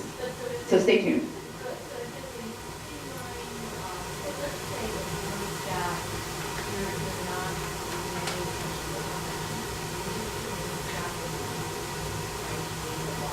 Okay, so the question is scaffolding, and where is it going? Is it water that is subject to the ebb and flow of the tide, or is navigable in fact, or is it non-tidal, non-navigable? Okay, well let's take a quiz. This is a good opportunity. So, first question: raise your hand if you believe that scaffolding is a discharge of fill. Metal scaffolding is a discharge of fill. Metal or wood scaffolding is a discharge of fill. Nope, it's a structure. It's a structure. Because let's think about this under the definition of fill with the Corps and the EPA. When you install that, when you install that scaffolding, is it going to make the water now into an upland? No, the water still flows. It's still a stream. It's still shaped sort of this-ish. And water still flows, okay, so it's still a stream. And does it raise the bottom elevation? I mean, maybe a teeny bit with a footer, but like, not that much. Mostly, for the most part, in general, scaffolding is a structure. So, okay, the structure, it's not a discharge of fill, we did that first. And then, assuming that the water doesn't flow with it doesn't go with the ebb and flow of the tide, it's not navigable in fact, would we regulate the installation of a structure in a non-tidal water? Your answer is yes, the Corps should issue a permit for a structure in a non-tidal water. Very good, that's right. We don't regulate those waters under Section 10. It would be just Section 404, and that's the discharge of fill into all water fields. Right, exactly. Good quiz, thank you. Okay. Great, we talked about bridges. What are we on to now? More examples of no permit required. So the Corps doesn't regulate vessels. And this is a very tricky topic when it comes to, well, is it a vessel or is it a structure? So for starters, there is not a clear line. Some things are clearer than others. A kayak is probably not a structure. If you can move it independently with oars or a motor of some kind, then it's probably a vessel. If it's prefabricated, you sort of plop it into the water as is, it's probably a vessel. But we make a determination on a case-by-case basis, and we also have to think about where is it moored? How long is it moored there? What is the intent of mooring it there? Is the purpose for stability or for conveying something? And what are the impacts? Are you going to be shading corals or seagrass or bopping turtles on the head? Like, these are the things that we have to think about. So give us that type of information, and then we'll use that to make a determination for your project. I can see there's some thinking going on about this. Should I pause and see if there's any follow-up about vessels versus structures? No? Okay, mull it over. We can come back to it later. Another thing that we don't regulate is operations. So a great example of this is a dry dock. So I don't remember how long ago, but in the Barbers Point Harbor, I think it's PSI got a Corps permit to install a dry dock, which I didn't know what it was. Turns out it's this kind of a lift thingy that is a structure. It goes into the harbor, and you drive your big vessel on top of it, and it lifts the vessel up, either out or up-ish, enough to maintain your vessel. So the installation of that dry dock, that's a structure in a water that is subject to the ebb and flow of the tide and is navigable. In fact, it's a harbor. So it's important that that structure doesn't impede navigation. Needed a Corps permit under Section 10. But once it's in, this business of going up and down for vessel maintenance, that's operations. We don't regulate that. Same sort of concept with a utility line. The installation of the utility line, that's a structure. It could potentially affect navigation. If it's going to reduce the depth because you have to put stuff over it, and now you've got a speed hump for some sort of important vessel that needs to get through, that's not good. I want my food. Don't mess with that. So, yeah, it's a structure, but once you install it, whatever's running through it, water, fuel, clowns, like, we don't care. That's not something we regulate. I mean, we care, but we don't regulate it. Okay. This is another one that you may hear spoken of in some of your pre-app meetings. Activities that do not alter the course, condition, or capacity of a navigable water. If you've got specific examples, we might have to come back to this one-on-one, because this is a complex one. But some easy examples include spalling repair. You're dangling a dude in a little chair who's got a grout gun and he's going to fix the spalling on your dock. Or he's in like a little tug and he's going to fix the spalling on your dock. That's generally, unless you've got lots of other BMPs that are going to impede navigation, that's generally not going to affect the course, where the navigable water goes, the capacity, how many vessels are fitting in there, other than for that, like 20 minutes that he's fixing the spalling. And the condition, if you've got your BMPs right, it's not going to ruin that water, the water quality. It's not affecting the course, condition, or capacity. It's not a regulated activity. Paving, so ignoring the low water forward crossings that I feel like are just really hip. I hear about those all the time. But imagine that you've got a something, perhaps a bridge, perhaps not, but you're paving it. And it's completely, oh, here's a good example. You've got a culvert crossing, so it's not a bridge, it's a culvert, and you've got a road running over it, and you're revamping that road. You're fixing spalling, you're paving, you're adding guardrails, you're painting it. Those activities results in the discharge of fill, and that work, even if that water rises and falls with the tide, is not affecting the course, condition, or capacity of the water flowing through that culvert in the stream. Fixing the invert of that culvert, we see a lot of like ductile iron culverts that then you're adding some concrete into the invert at the discharge of fill. It's not bad. Doesn't mean don't do it, just talk to the Corps first. Try to get a permit. This was complex. Any questions on this one? Yes. Okay, bridge work.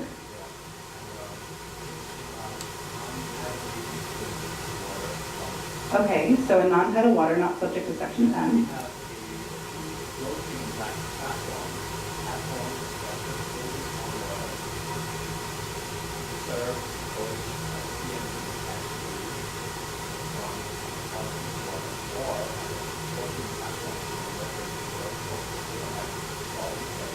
Okay, so far we've got a bridge over non-tidal water, non-section 10 water, with a floating platform that is multi-use, both for personnel and to catch excess material.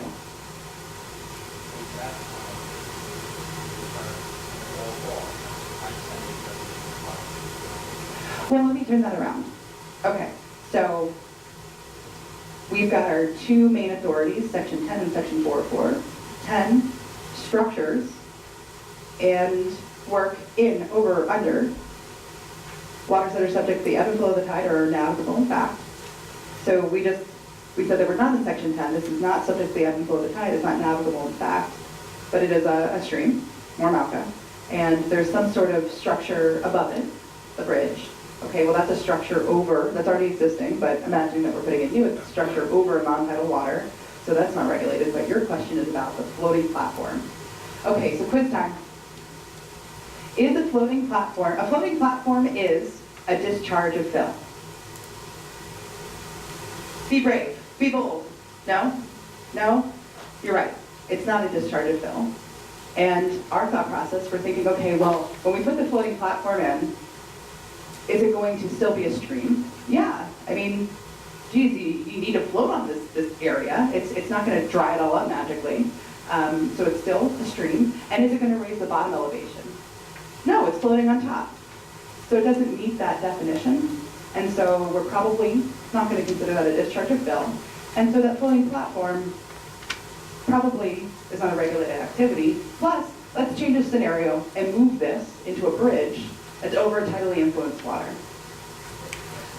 That's your I beat you to it. Okay, so that's your next question. So it's over tidally influenced water. Let's think back a slide. We've got a bridge, and we've got a structure that is a BMT. Normally, we've got structures, we've got work over and in, and a tidally influenced, potentially navigable in fact water, but it's all tied to bridge work. Coast Guard, section 9. No permit required. It's a great question. I know this is a lot to absorb. That's why you have our number. Get in touch with us. We'd love to talk to you. Great question. Anybody else? Yes, sir.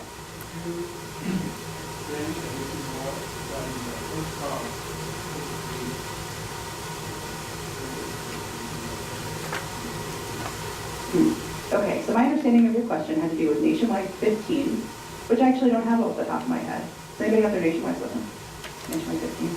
Anyway, but that's Coast Guard approved bridges?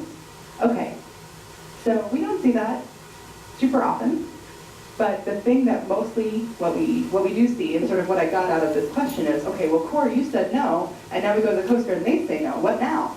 Do we come back here? What do we do?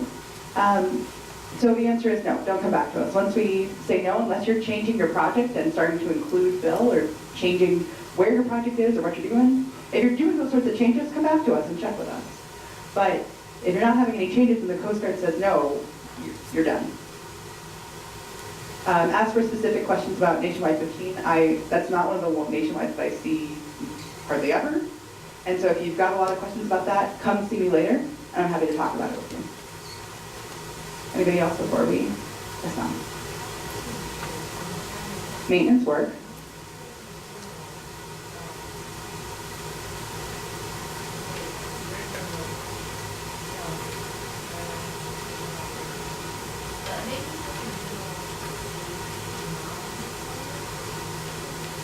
So, Nami mentioned maintenance, and this is really exciting. I wonder if this leads into my next slide. I think so. I think so. Stay tuned. Oh, wait. Too fast. Retreat. Okay, exemptions. So, the primary exemption that we see in our district has to do with maintenance. This is coming from Section 404F of the Clean Water Act.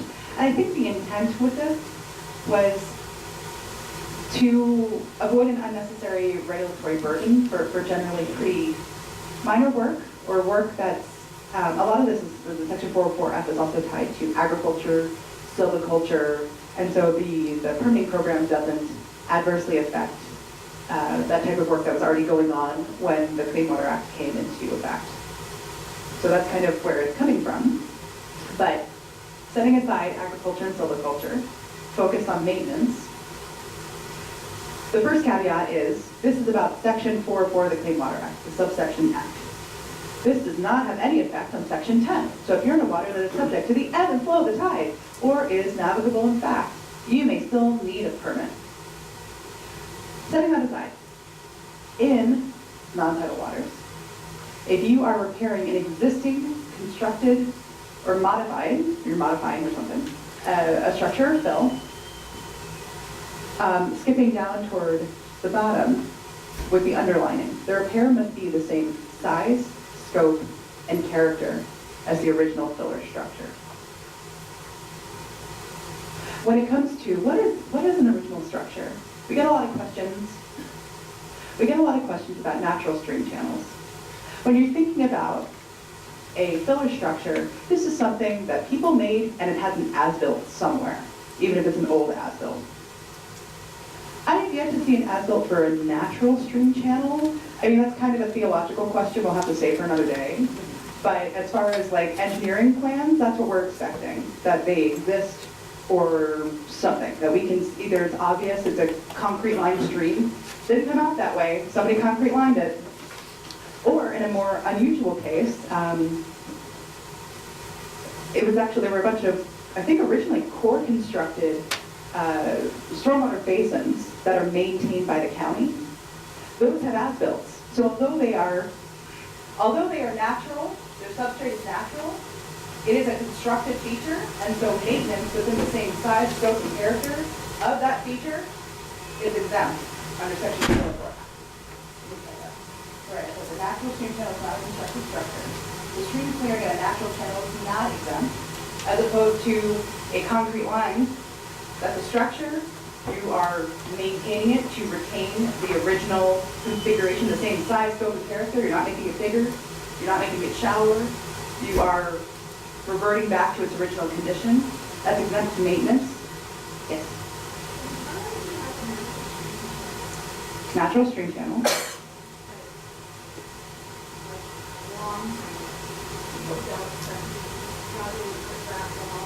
Okay, grouted riprap walls on a natural stream channel.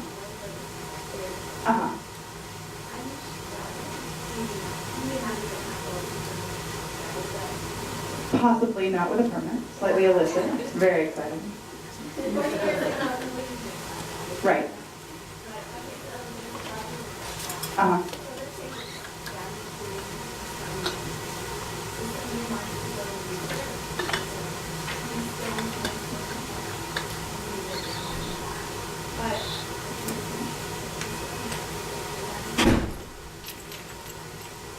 That's a great question. So my understanding of the question, and correct me if I'm wrong, is there is a grouted riprap wall along a stream channel. Homeowners, maybe they have permission, maybe not. So there's no as-built. But clearly, this is not a natural feature. And so, if you are returning it back to its original size, scope, and character, that's a exempt activity. Now, before you fire up your whatever sort of equipment that you're using, one thing I did want to bring up at the bottom of the slide is that this exemption for that maintenance work does not cover the fill for BMPs, like a sandbag berm, that you want to use in order to do the exempt work. So even if the work itself is exempt, you might still need a permit for those BMPs. Great question. I mentioned the stormwater detention basin as built. So when we're talking about character, so size and scope, that's pretty easy, but what do you mean by character? A lot of the focus that we see on character has to do with permeability. So going from ungrouted riprap to ungrouted riprap, you can still, water moves through the same, more or less. But if you grout that riprap, it doesn't pass water the same way, and you're changing the substrate, or wherever it is. That's not the same character, it's not exempt. That doesn't mean it's bad, it doesn't mean you can't do it, it just means you might need a permit. Any questions? Yes. So once you get a 404F exemption from the Corps, no permit required from the Corps.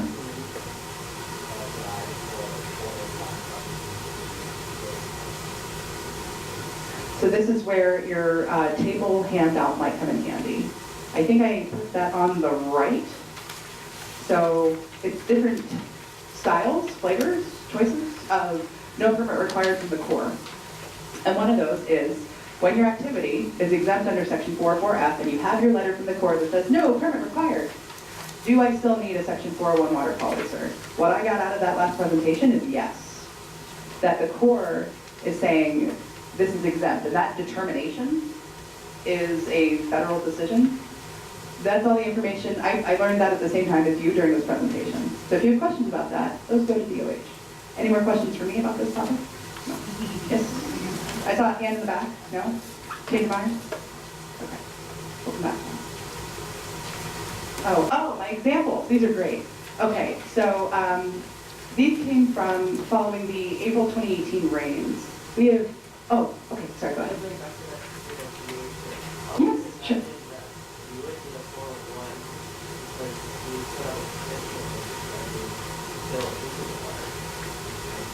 So what I hear you saying is the rationale for why DOH might require a section 401 water quality cert, even if the Corps says that discharge of fill is exempt, is because that discharge of fill, even though it's exempt from our program, will still be considered a pollutant by DOH. That sound right? DOH? Yes. Maybe yes. Okay. So our examples. We saw a lot of concrete. No. Todd. Okay. But doesn't any clean water activity have the potential to discharge pollution? So that means every time you go into the water, you gotta get a certification. So when I hear Todd saying, you might have all heard, but I like talking to the microphone. With any sort of pollutant any sort of discharge of pollutant into a water. No. No. Any type of activity. Any type of activity. If I understand correctly. Yeah. Anytime you go into the water, there's always an opportunity or a chance to have pollution. So that means anytime you go into the water, you will get a certification DOH.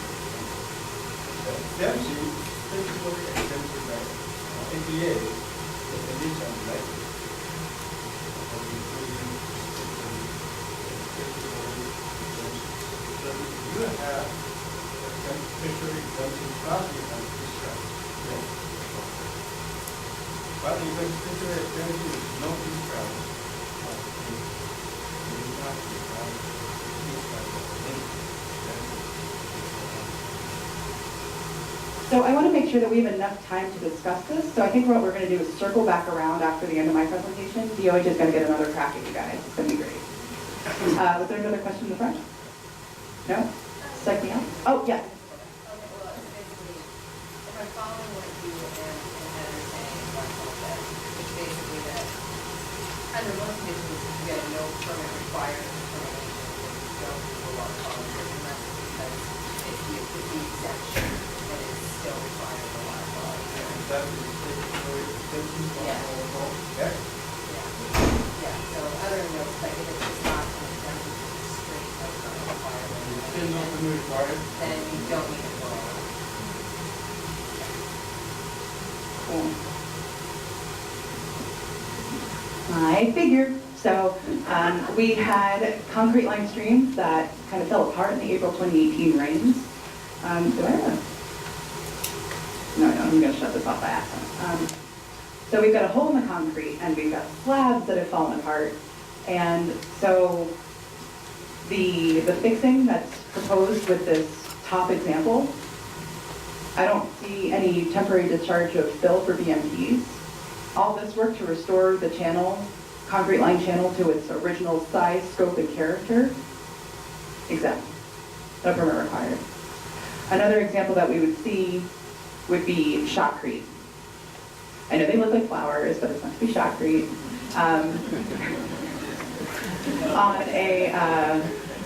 On a damaged wall, because you might need something in that hookah in the short term to fix it before you can fill it in beautifully for the long term. In that footprint, that's okay. But then once you start getting into, we need to isolate the work area, that's the type of BMP that we're going to require a permit for. And then finally, like I mentioned before, for concrete line channels, if you're removing debris or sediment and you're maintaining it to its original size, scope, and character, that's an exempt activity. You got it. Okay, so now back to basics. The types of permits. So you submit some sort of form to us, you know, sign it, blah, blah, blah, and then it comes to the core. And then what? So we have general permits and individual permits. So while other districts have other types of state programmatic general permits and regional general permits, we used to have a regional general permit, and there's some that are still sort of winding down, but we're not issuing any new ones. All we've got right now is nationwide permits. A small sampling of our most commonly verified, and I say verified, and I'll come back to this later, but nationwide permits are issued, ta-da, every 5 years, about. And then afterwards, there's a bunch of terms and conditions for each of the different activities that are listed in the nationwides. And so we verify, we check, does your project meet the terms and conditions that are listed for that activity in the nationwides? And if they do, we verify it, and you get a letter, and you're like, whatever, you're a blah, blah permit. Yay! So that's the background behind it, and if you're okay with just the, here's the permit, then that's okay too. The ones we see most often would be like a 14 for linear transportation projects, 12 for utility line projects, 3 for maintenance, 35 for maintenance dredging, and 9 and 10 for commercial and recreational moorings, respectively. And our processing time for that is 60 days. We have a lot of internal pressure to get it done in that time. Sometimes things happen like we don't get a complete application, or there's some sort of species that we didn't know was there, or some sort of interaction that we didn't know. And we'll get to agency consultation in I think the next slide. But those can result in some delays. And that's one of the benefits of pre-application consultation. Hopefully we can foresee some of those delays and knock those out in the beginning. Individual permits, 2 different types. There's standard permits and letters of permission. The basic details of that, letters of permission are for Section 10 only projects, no discharge of fill. And there is a coordination process with the, we still go through the agency consultation. There's more processing with that, but not necessarily a public notice. The major difference between the standard permit and letter of permission is that the standard permit involves fill and or is a big controversial project that warrants the hook of the public notice. That the public deserves to be informed, and in some cases to be involved, to give feedback that you may not have known, to help make the project accepted. Just a quick note on public notices and public involvement. They're important, and I mean, aside from being required by law, they can also be beneficial, both to, I mean, from a cost-benefit analysis, primarily to avoid major project obstruction. Protests. lawsuits. Not cool. And it's nice to have public buy-in. So while we can't require it beyond what is required in the public notice in general, we can highly recommend it. I'm the Honolulu District Public Involvement Specialist, and I'm still working that out, but I'm happy to talk with you and about your public involvement plan, public engagement plan, and try and make sure that your project can move forward smoothly. But I don't think I can require you to do that necessarily as a regulator. So just full disclosure. Back to individual permits. Our core processing time on those is 120 days. Any questions about these three types of permits?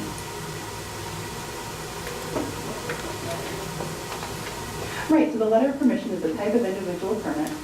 It's for Section 10 only projects, and that also includes projects that maybe they don't meet the terms and conditions of the nationwide, but they're generally pretty minor.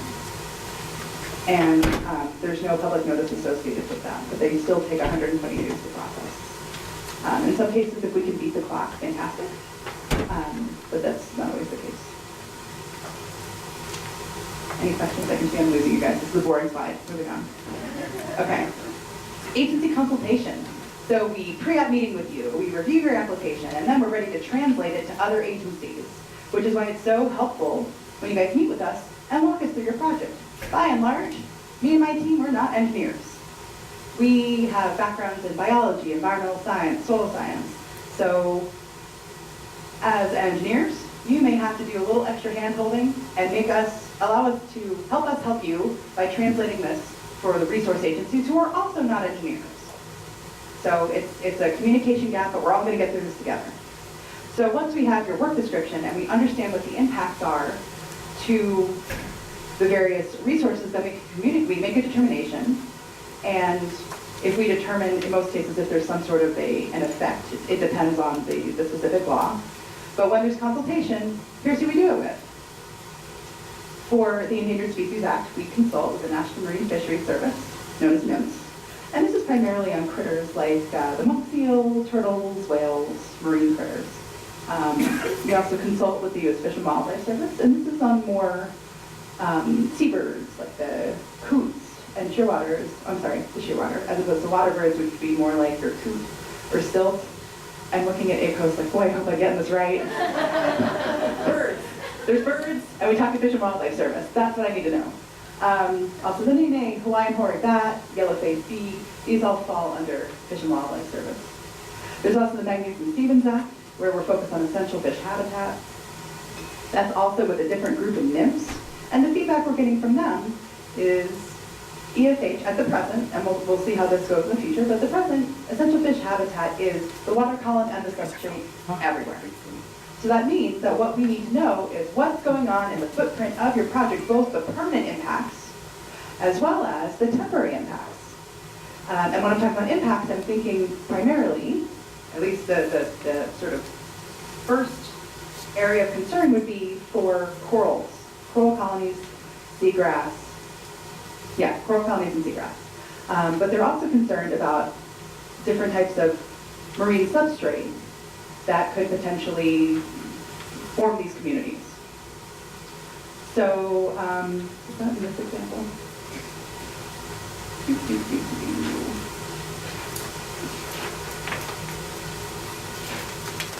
I'm coming back to this in a couple slides. So, we're talking about coral, so stay tuned.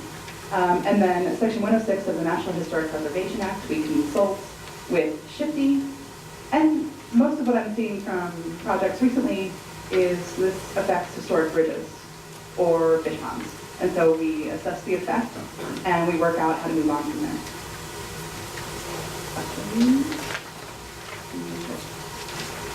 So, core, what do you want? What do you want to know?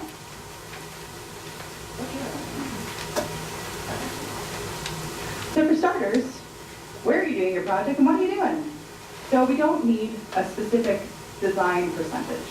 What we're looking for is the footprint of your structure or your discharge of fill.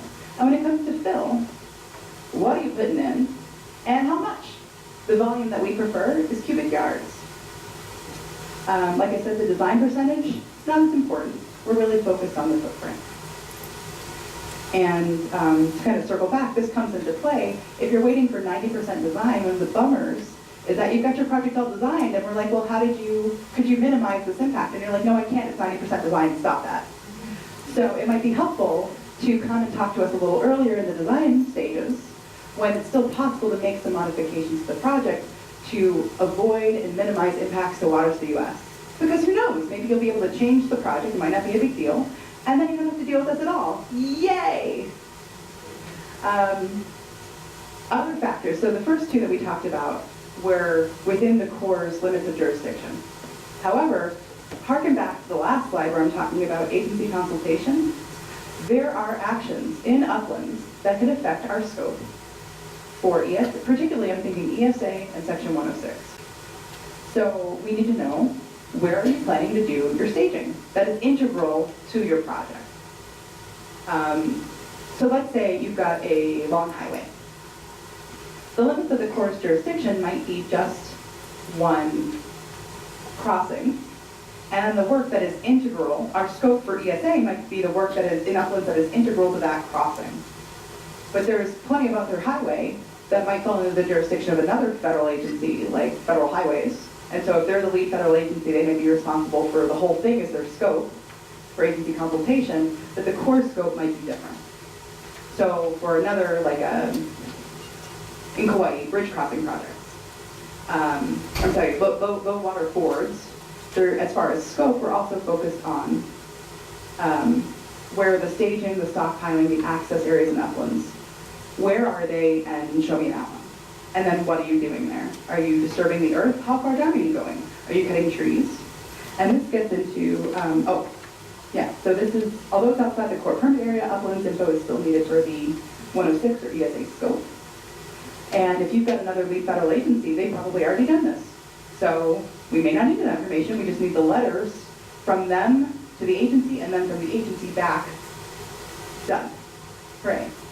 As well as what is going on in uplands, we also need to know the construction method, what equipment is being used, phasing, detours, and as you've recalled from so far in this presentation, what's going on with the BMPs? Because even though your project may be exempt or no permit required, the BMPs might require a core permit. So we really need to know. Also, the BMPs may have changed how the project affects ESA, 106, and ESH. So an example might be tree clearing. You're probably familiar with the BMP that has a time of year restriction for clearing of trees of a certain height because of Hawaiian horned bat roosting pupping. You might also have seen conditions for BMP relating to work at night or the type of lights. If you have to work at night, what type of lights are you using to prevent? It's this terrible thing where the seabirds will circle and circle and circle and then fall down and then they die and it's terrible. So let's not do that. And then also noise, especially in water. How does this affect, how far away is our scope as far as how the noise is affecting marine biota?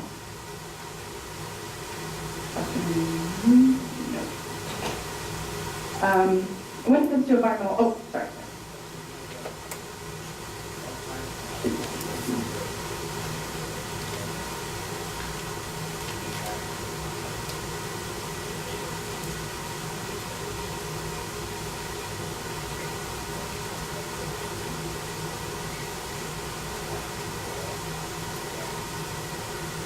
So the question is, there's some stuff that we're not going to know until the contractor comes on board. What I would ask you is to make your best conservative guess. And I think I come into this a little later in my slide about emergencies. But we need a basic sense. Now this is sort of a kind of a risk-based calculation. So you're not going to, your staging area is not going to be the entire area of the island of Oahu. But it's also not going to be this big. It's somewhere in between. So use your best professional judgment and describe what's going on. Another factor may not necessarily be the area, but what's occurring. So if you have BMPs that are going to, and other like work description type things that are restricting the contractor from doing things that would have an effect as far as our agency consultation, then it may not matter as much. So if you already have BMPs that you're planning to include in your contract, include those when you submit your information to the Corps, and let's talk about it. Good question. More questions. So speaking of information that we need when you submit the application to us, when it comes to environmental survey reports, I think I mentioned a little earlier, as far as our research agencies that we talk to are concerned, data is good for 5 years. If it's older, generally, it's time to do another survey. And that's primarily dealing with ESA and ESH impacts. Coming back, one bullet, we need to know what's going on, both in terms of the permanent footprint, as well as the temporary footprint. An example of this would be, let's say we've got, oh, I even have a red arrow. So let's say that this structure in the marine waters is old. It's no longer safe, or we have to adjust it because of sea level rise, climate change, blah, blah, and so we're changing it. So there's the permanent footprint. There's the permanent footprint of the rock structure, that's a permanent fill, permanent structure, as well as, so that's gonna like land on whatever sort of resources happen to be out there. It's gonna smush a coral, take out a seagrass. Hopefully we can relocate them beforehand, that's another story. As well as, if you're putting a turbidity curtain around, that's going to restrict the flow of water. That is probably going to result in a decrease in dissolved oxygen in that water that's trapped. And that can also have an adverse effect on whatever biota happens to be. Even if it's not getting directly squished, it still may have an adverse effect, and we want to know. And so your environmental survey needs to include those areas. Again, you may not know the exact square inch where you're going to put that turbidity curtain. Give us your best guess. Make it conservative, but not ridiculous.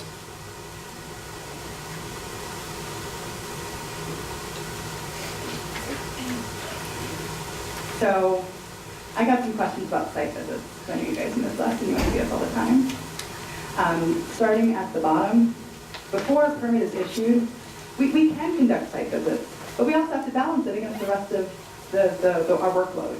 And we want to make sure that as public servants, everybody gets their time in the sun, their time for our attention to your project. So if we can't come out to your site, please don't be offended. We're just doing our best to get everything done at the same time. Now, once a permit is issued, we are required, if it's possible, I mean, we're not allowed to dive for work, so there's some things that we can't check out, but basically if it's at least somewhat terrestrially based, we are supposed to go out and check out your project. Some permits include a special condition requiring a pre-construction meeting, and that's an opportunity because often we'll work with one of you guys, one of the consultants, but we don't actually get to talk to the dude driving the bulldozer. And we want to make sure, just in case, I mean, I know you guys are doing your job and hopefully that communication is flowing, but if they have a question, and we just want an opportunity for full disclosure and clear channels of communication. And so that's an opportunity for folks who are on the ground to ask their questions, to both review the authorized work as well as the conditions. Now, most projects require the completion of a compliance certification. So it's a single page. Once the project is done, the applicant fills it out and signs it.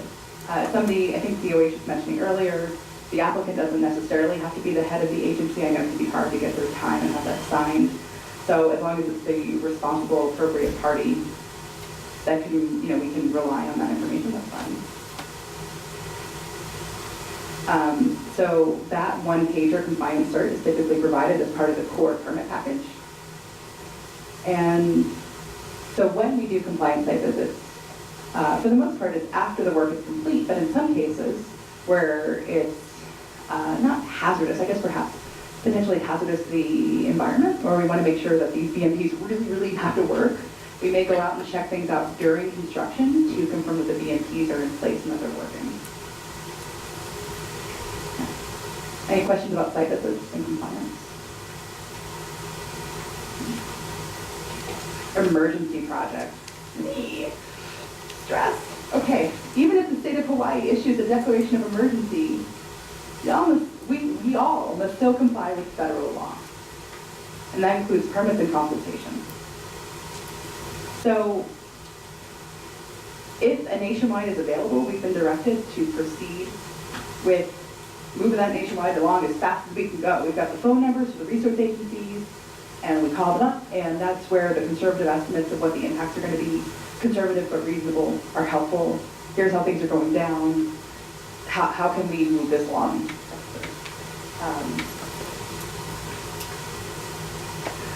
So you may have seen after the April 2018 rains and Hurricane Lane, the Corps issued a public notice for individual emergency permits. So it was a way to kind of, if your project doesn't meet the terms and conditions of a nationwide, how do you keep that emergency individual permit moving?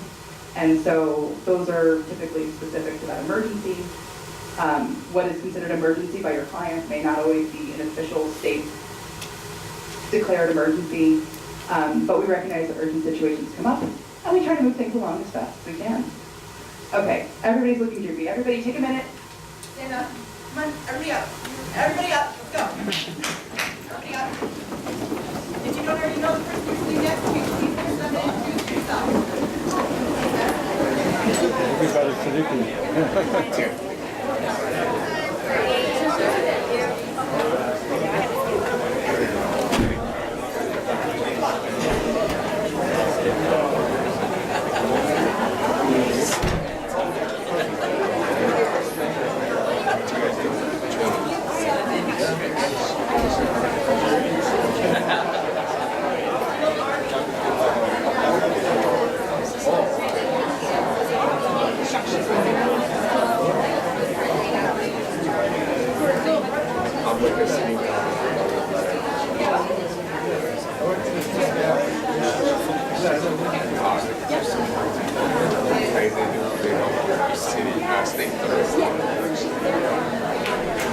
Okay, everybody got your wiggles out? Thank you for blocking me. Hopefully now get a little break. Okay, thanks for sticking with me so far. We're going to keep this moving. And the next topic is so exciting. I wish I knew what it was. Okay. Helpful tips for high tide line and MS4. So when it comes to high tide line, that's kind of a mushy type topic. It's not a datum that's provided by NOAA.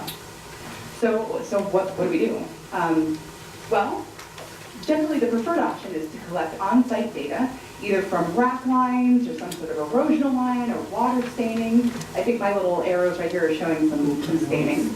And then survey that line. If that's not available because it's hazardous or for whatever reason, oftentimes folks will use the mean high water line, which I believe is a NOAA datum, and for whatever the nearest data station is, and extrapolate that to your site. And remember, this is the Corps' limit for Section 404 work, the discharge of fill into tidal waters.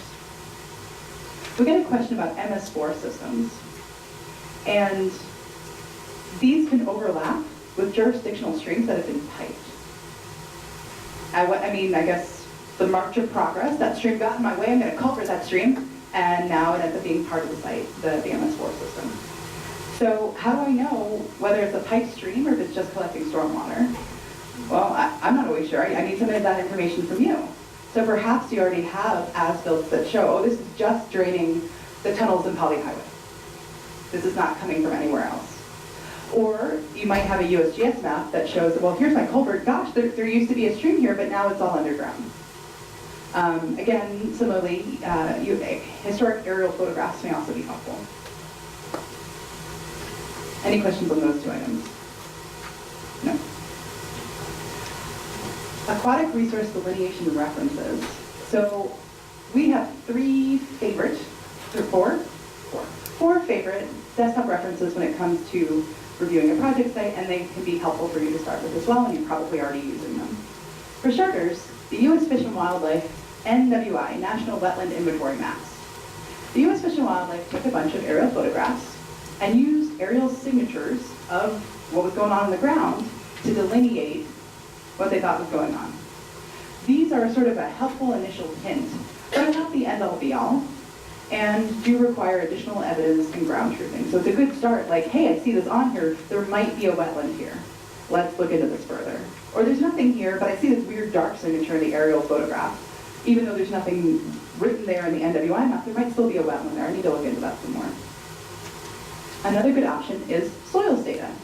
Now, this is where I'm going to take y'all to task. I get these really blurry aerial photographs and this incomprehensible report from the Web Soil Survey. I'm not into that. You can't read it So maybe let's start with something that gives us a little bit more information.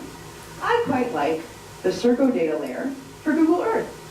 In the bottom left-hand corner here, it shows you the different, not just the different mapping units where it is on the landscape, but then you click on it and it pulls up the different soil series that are present, and it's the description of those series. So it's a little hard to see in this tiny photo, but the two columns in that white box, those are the soil profile descriptions of the soil series in that mapping unit.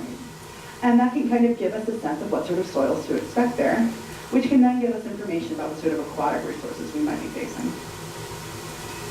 Okay, so we talked soils, bottom right was the NWI maps, and then top would be the USGS topo quad. These are especially helpful when it comes to kind of some historic information, or I find them really helpful for there's this unidentified feature on Google Maps, what is it? And then it shows up in the topo quad as some sort of gulch or other ephemeral stream. Aerial photos, and if it's applicable, historic photos, either aerial or on the ground, can also be helpful.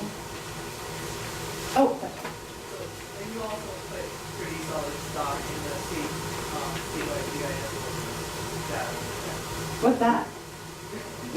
I'm serious, I don't even know what you're talking So about. optical planning has a GIS database where you can download soil, streams, landscape, all that stuff. We're open to that.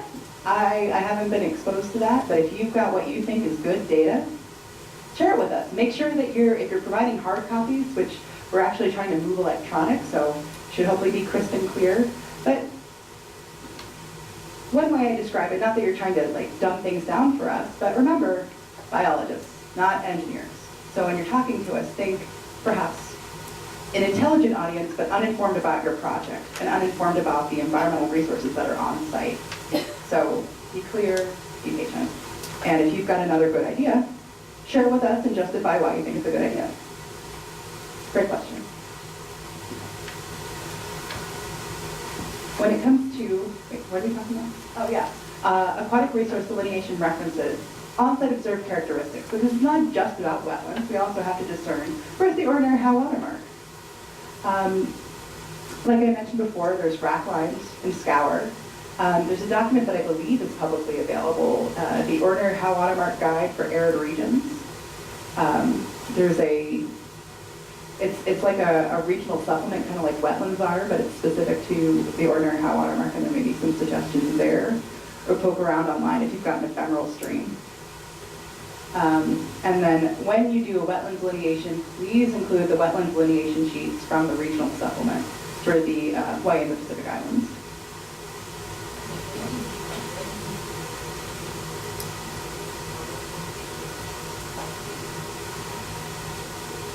So the question is, are wetland delineations required? And it probably depends on what you're doing. So before we get down the rabbit hole of soils and plants and data sheets, it might be helpful to sort of use the desktop information that we started with in the previous slide and think about what you're doing, because if you've got a basic footprint and it's echoed both in the NWI map and the USGS topo and the soils, like it's looking like it's a wetland, but I don't know exactly where the barrier is. Maybe if I move my building and orient it this way, that I'm able to still connect to the existing road, but I can avoid this whole area. And then the Corps can do a jurisdictional determination based on your exact footprint, as opposed to the whole TMK, which may include resources that you're avoiding anyway. So it may be a moot point. You may be able to move forward with a permit determination without having to do a wetland delineation.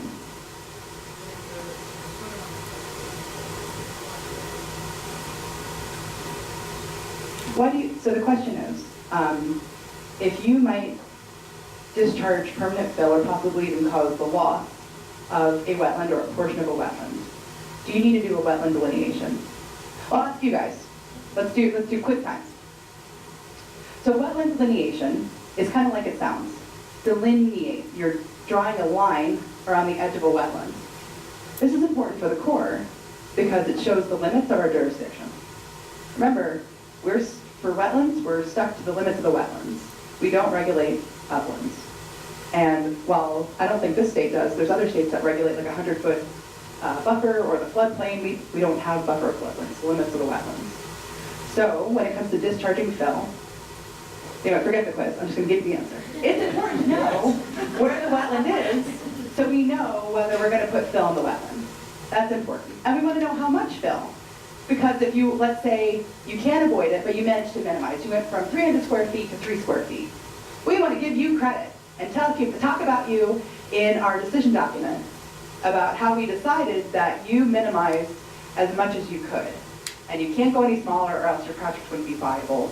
And so that's why we are making this decision, that your project is individually and cumulatively minimal. Great question. But don't rush out and do one immediately. Maybe start with your desktop resources and consider what you can do to avoid and minimize your project footprint.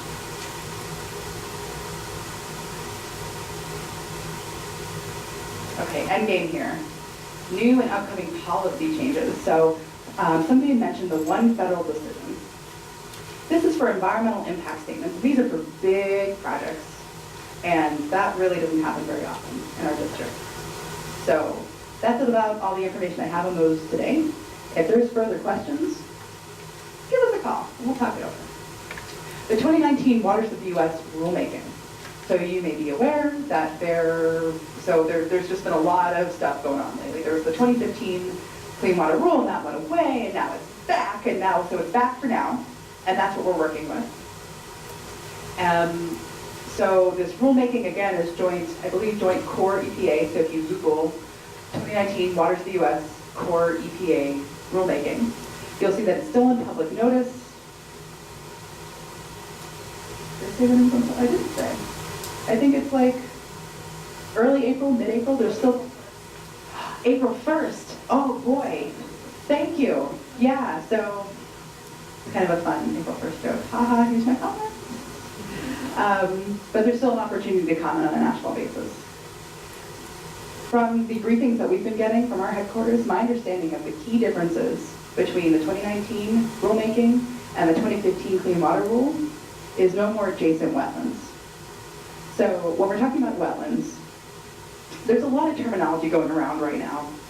But the ones that I'm going to use for this term, for this talk, are you've got your ordinary high water mark, or your non-tidal water, let's say, your stream, and you've got your wetland. And so your wetland can be directly abutting. It is touching, there's like this little loop kind of thing. And so this directly abutting means a type of adjacency, but it's definitely in. You don't need to do a significant nexus. You don't need to justify how connected it is. I mean, look, it's connected. But if it's over here, it may still be affecting it, but you need to justify what is this connection between the wetland and the stream. With the new 2019 rule, that's going to go away. If it's not touching, it's out. Another type of waters that are supposed to go away with the 2019 rule is no more ephemeral streams.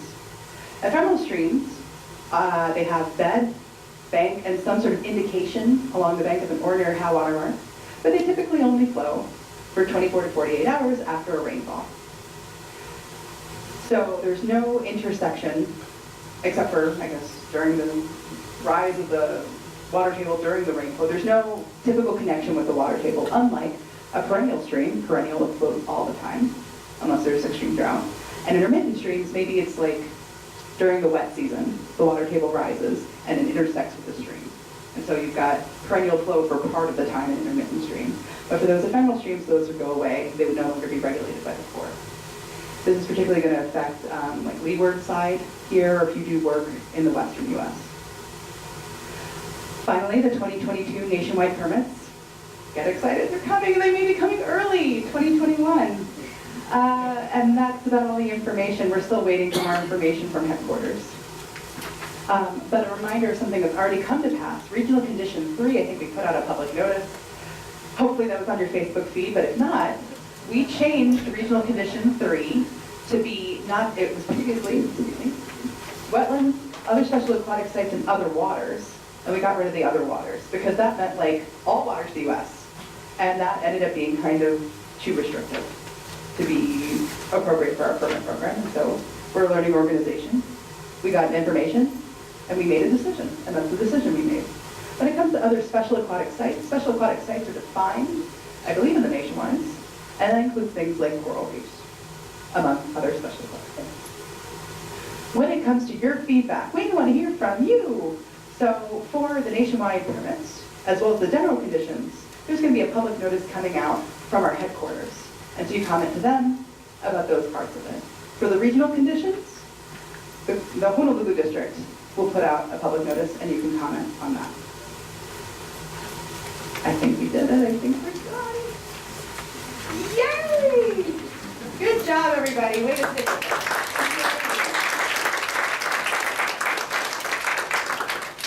Any last questions before I turn it over to DOH?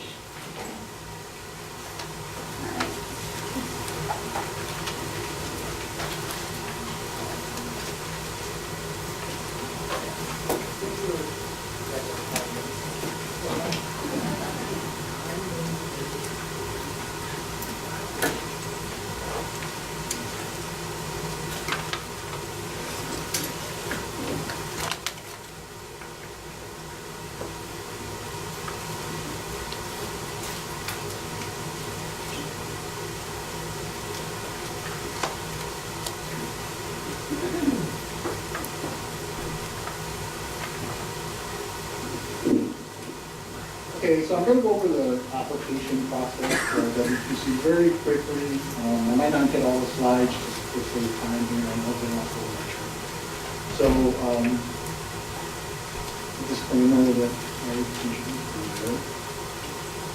So there are basically two WQC application methods. There's the standard method, the blanket, Section 401 notification.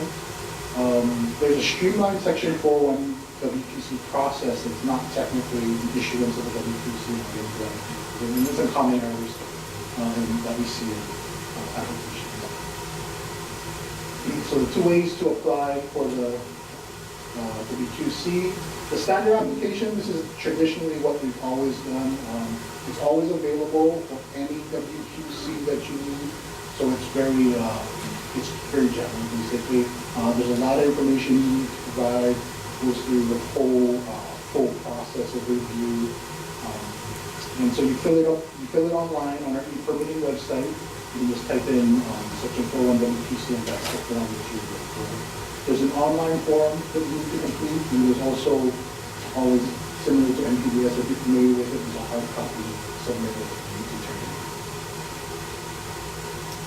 Let's skip through all this. This is a lot of the basic information that you need to provide on your application. Your EMPs, your EMAP. I guess some of the things that we want to touch on is include a contingency plan in your submittal. If there are any issues, how are you going to deal with storm events, for example? What if your BMPs fail? How are you going to deal with that? You don't want to have to stop your project and wait for him to come in from somewhere so that you can continue your project or something like that. And the site restoration plan, how are you going to return the site to its previous condition once your project is done. The blanket Section 401. This is similar to, I equate it to general permit for NPDES. So it's an already issued WQC. It covers the main nationwide permits. I don't know what all these permits are, but I know nationwide 3 is the maintenance one, is probably the most common one. So if you can get your project covered under the blanket, we would encourage you to do so. There's no filing fee for the blanket coverage.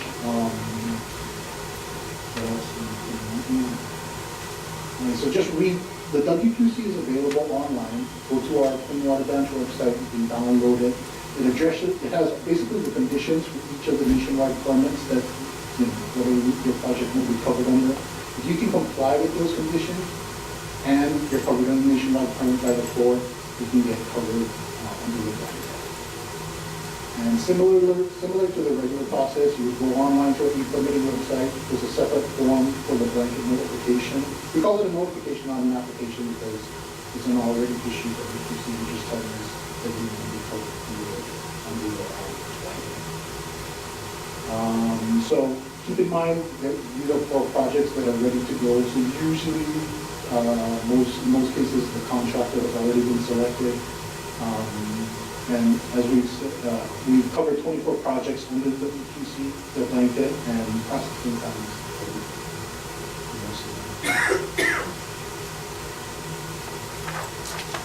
The streamlined section 401 WQC process. So the blanket was a response to the long review times for the standard application. So we implemented that blanket. People still were having problems with completing or getting comfortable with the blanket. So we came up with this another method. We found out that a lot of times it's the BMPs and the AMAP, the BMP plan and the AMAP plan that took the longest. A lot of back and forth between us and the applicant. So we went through this method to determine where we could cut the review time basically. And so we came up with this streamlined process where if the agency has many projects that are very similar and they tend to implement the same types of BMPs, that they could put together what's called a standard operating procedure manual, where you include the BMPs, you include an activity, you include the BMPs for that activity, and we would have pre-approved those BMPs. So when you apply for your WQC, either under the individual or the blanket if you qualify, that you would just refer to that SOP map for the BMPs, and we would, since they're pre-approved, we would reduce the amount of time to review for those WQCs basically. So this is a lot longer process. We've had only a couple of agencies, I think DOT and City and County Department of Facility Maintenance are the only two agencies that have pre-approved BMPs. So anybody, we encourage anybody that is working with an agency that wants in. So this goes back to that previous maybe question regarding multiple methods that a contractor might use for a particular activity, that they could encourage the agency to pursue this method, get pre-approved BMPs.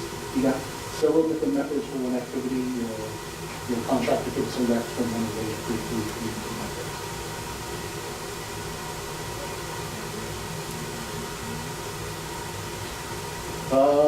It's a long process.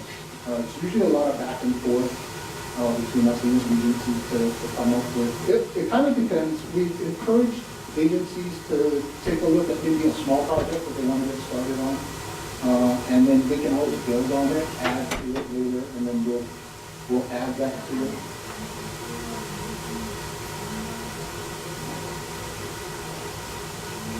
Oh.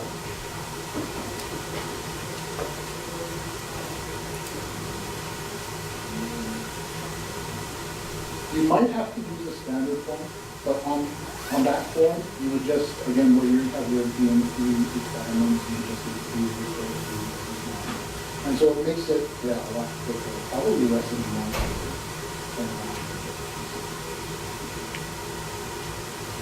And we have various. We still have to do public notice.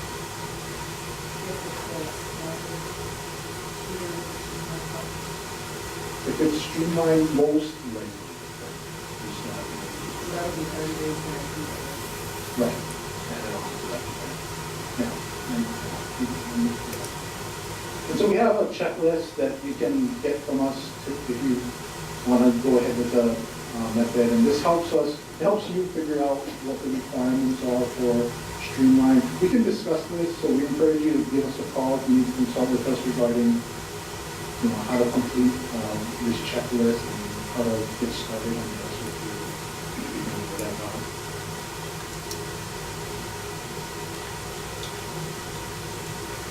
And then just to keep in mind that the streamline process is not a WQC in and of itself. So again, you either apply to the regular application or the blanket. So DOT highways and federal highways administration, digital programs has one NCC. We can make those available. I don't know if they're available now on our website, but we can make that information available to everybody.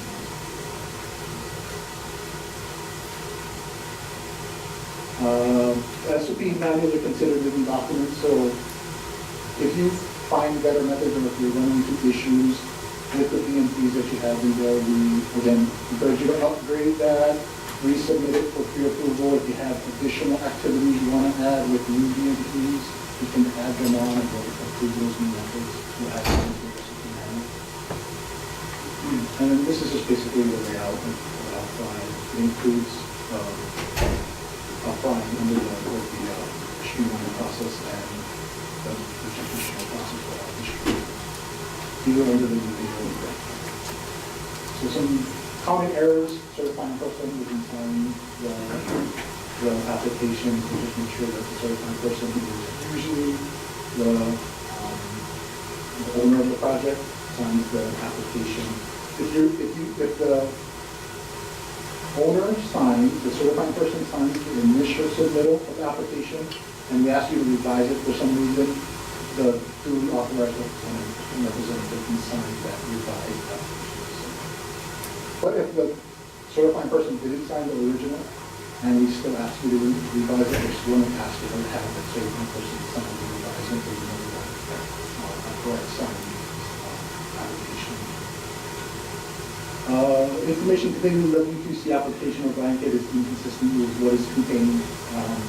You might make revisions that we request to your application for the WQC.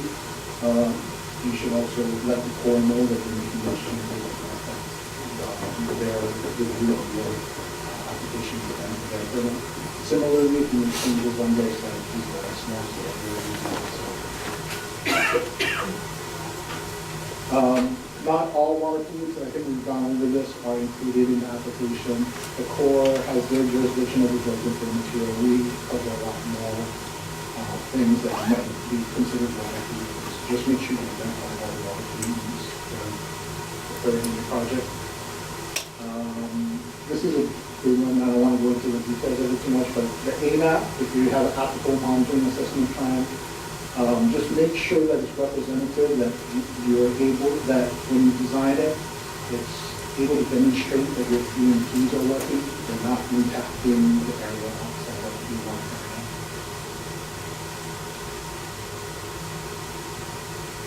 Any questions? Any questions? Okay, thank you very much.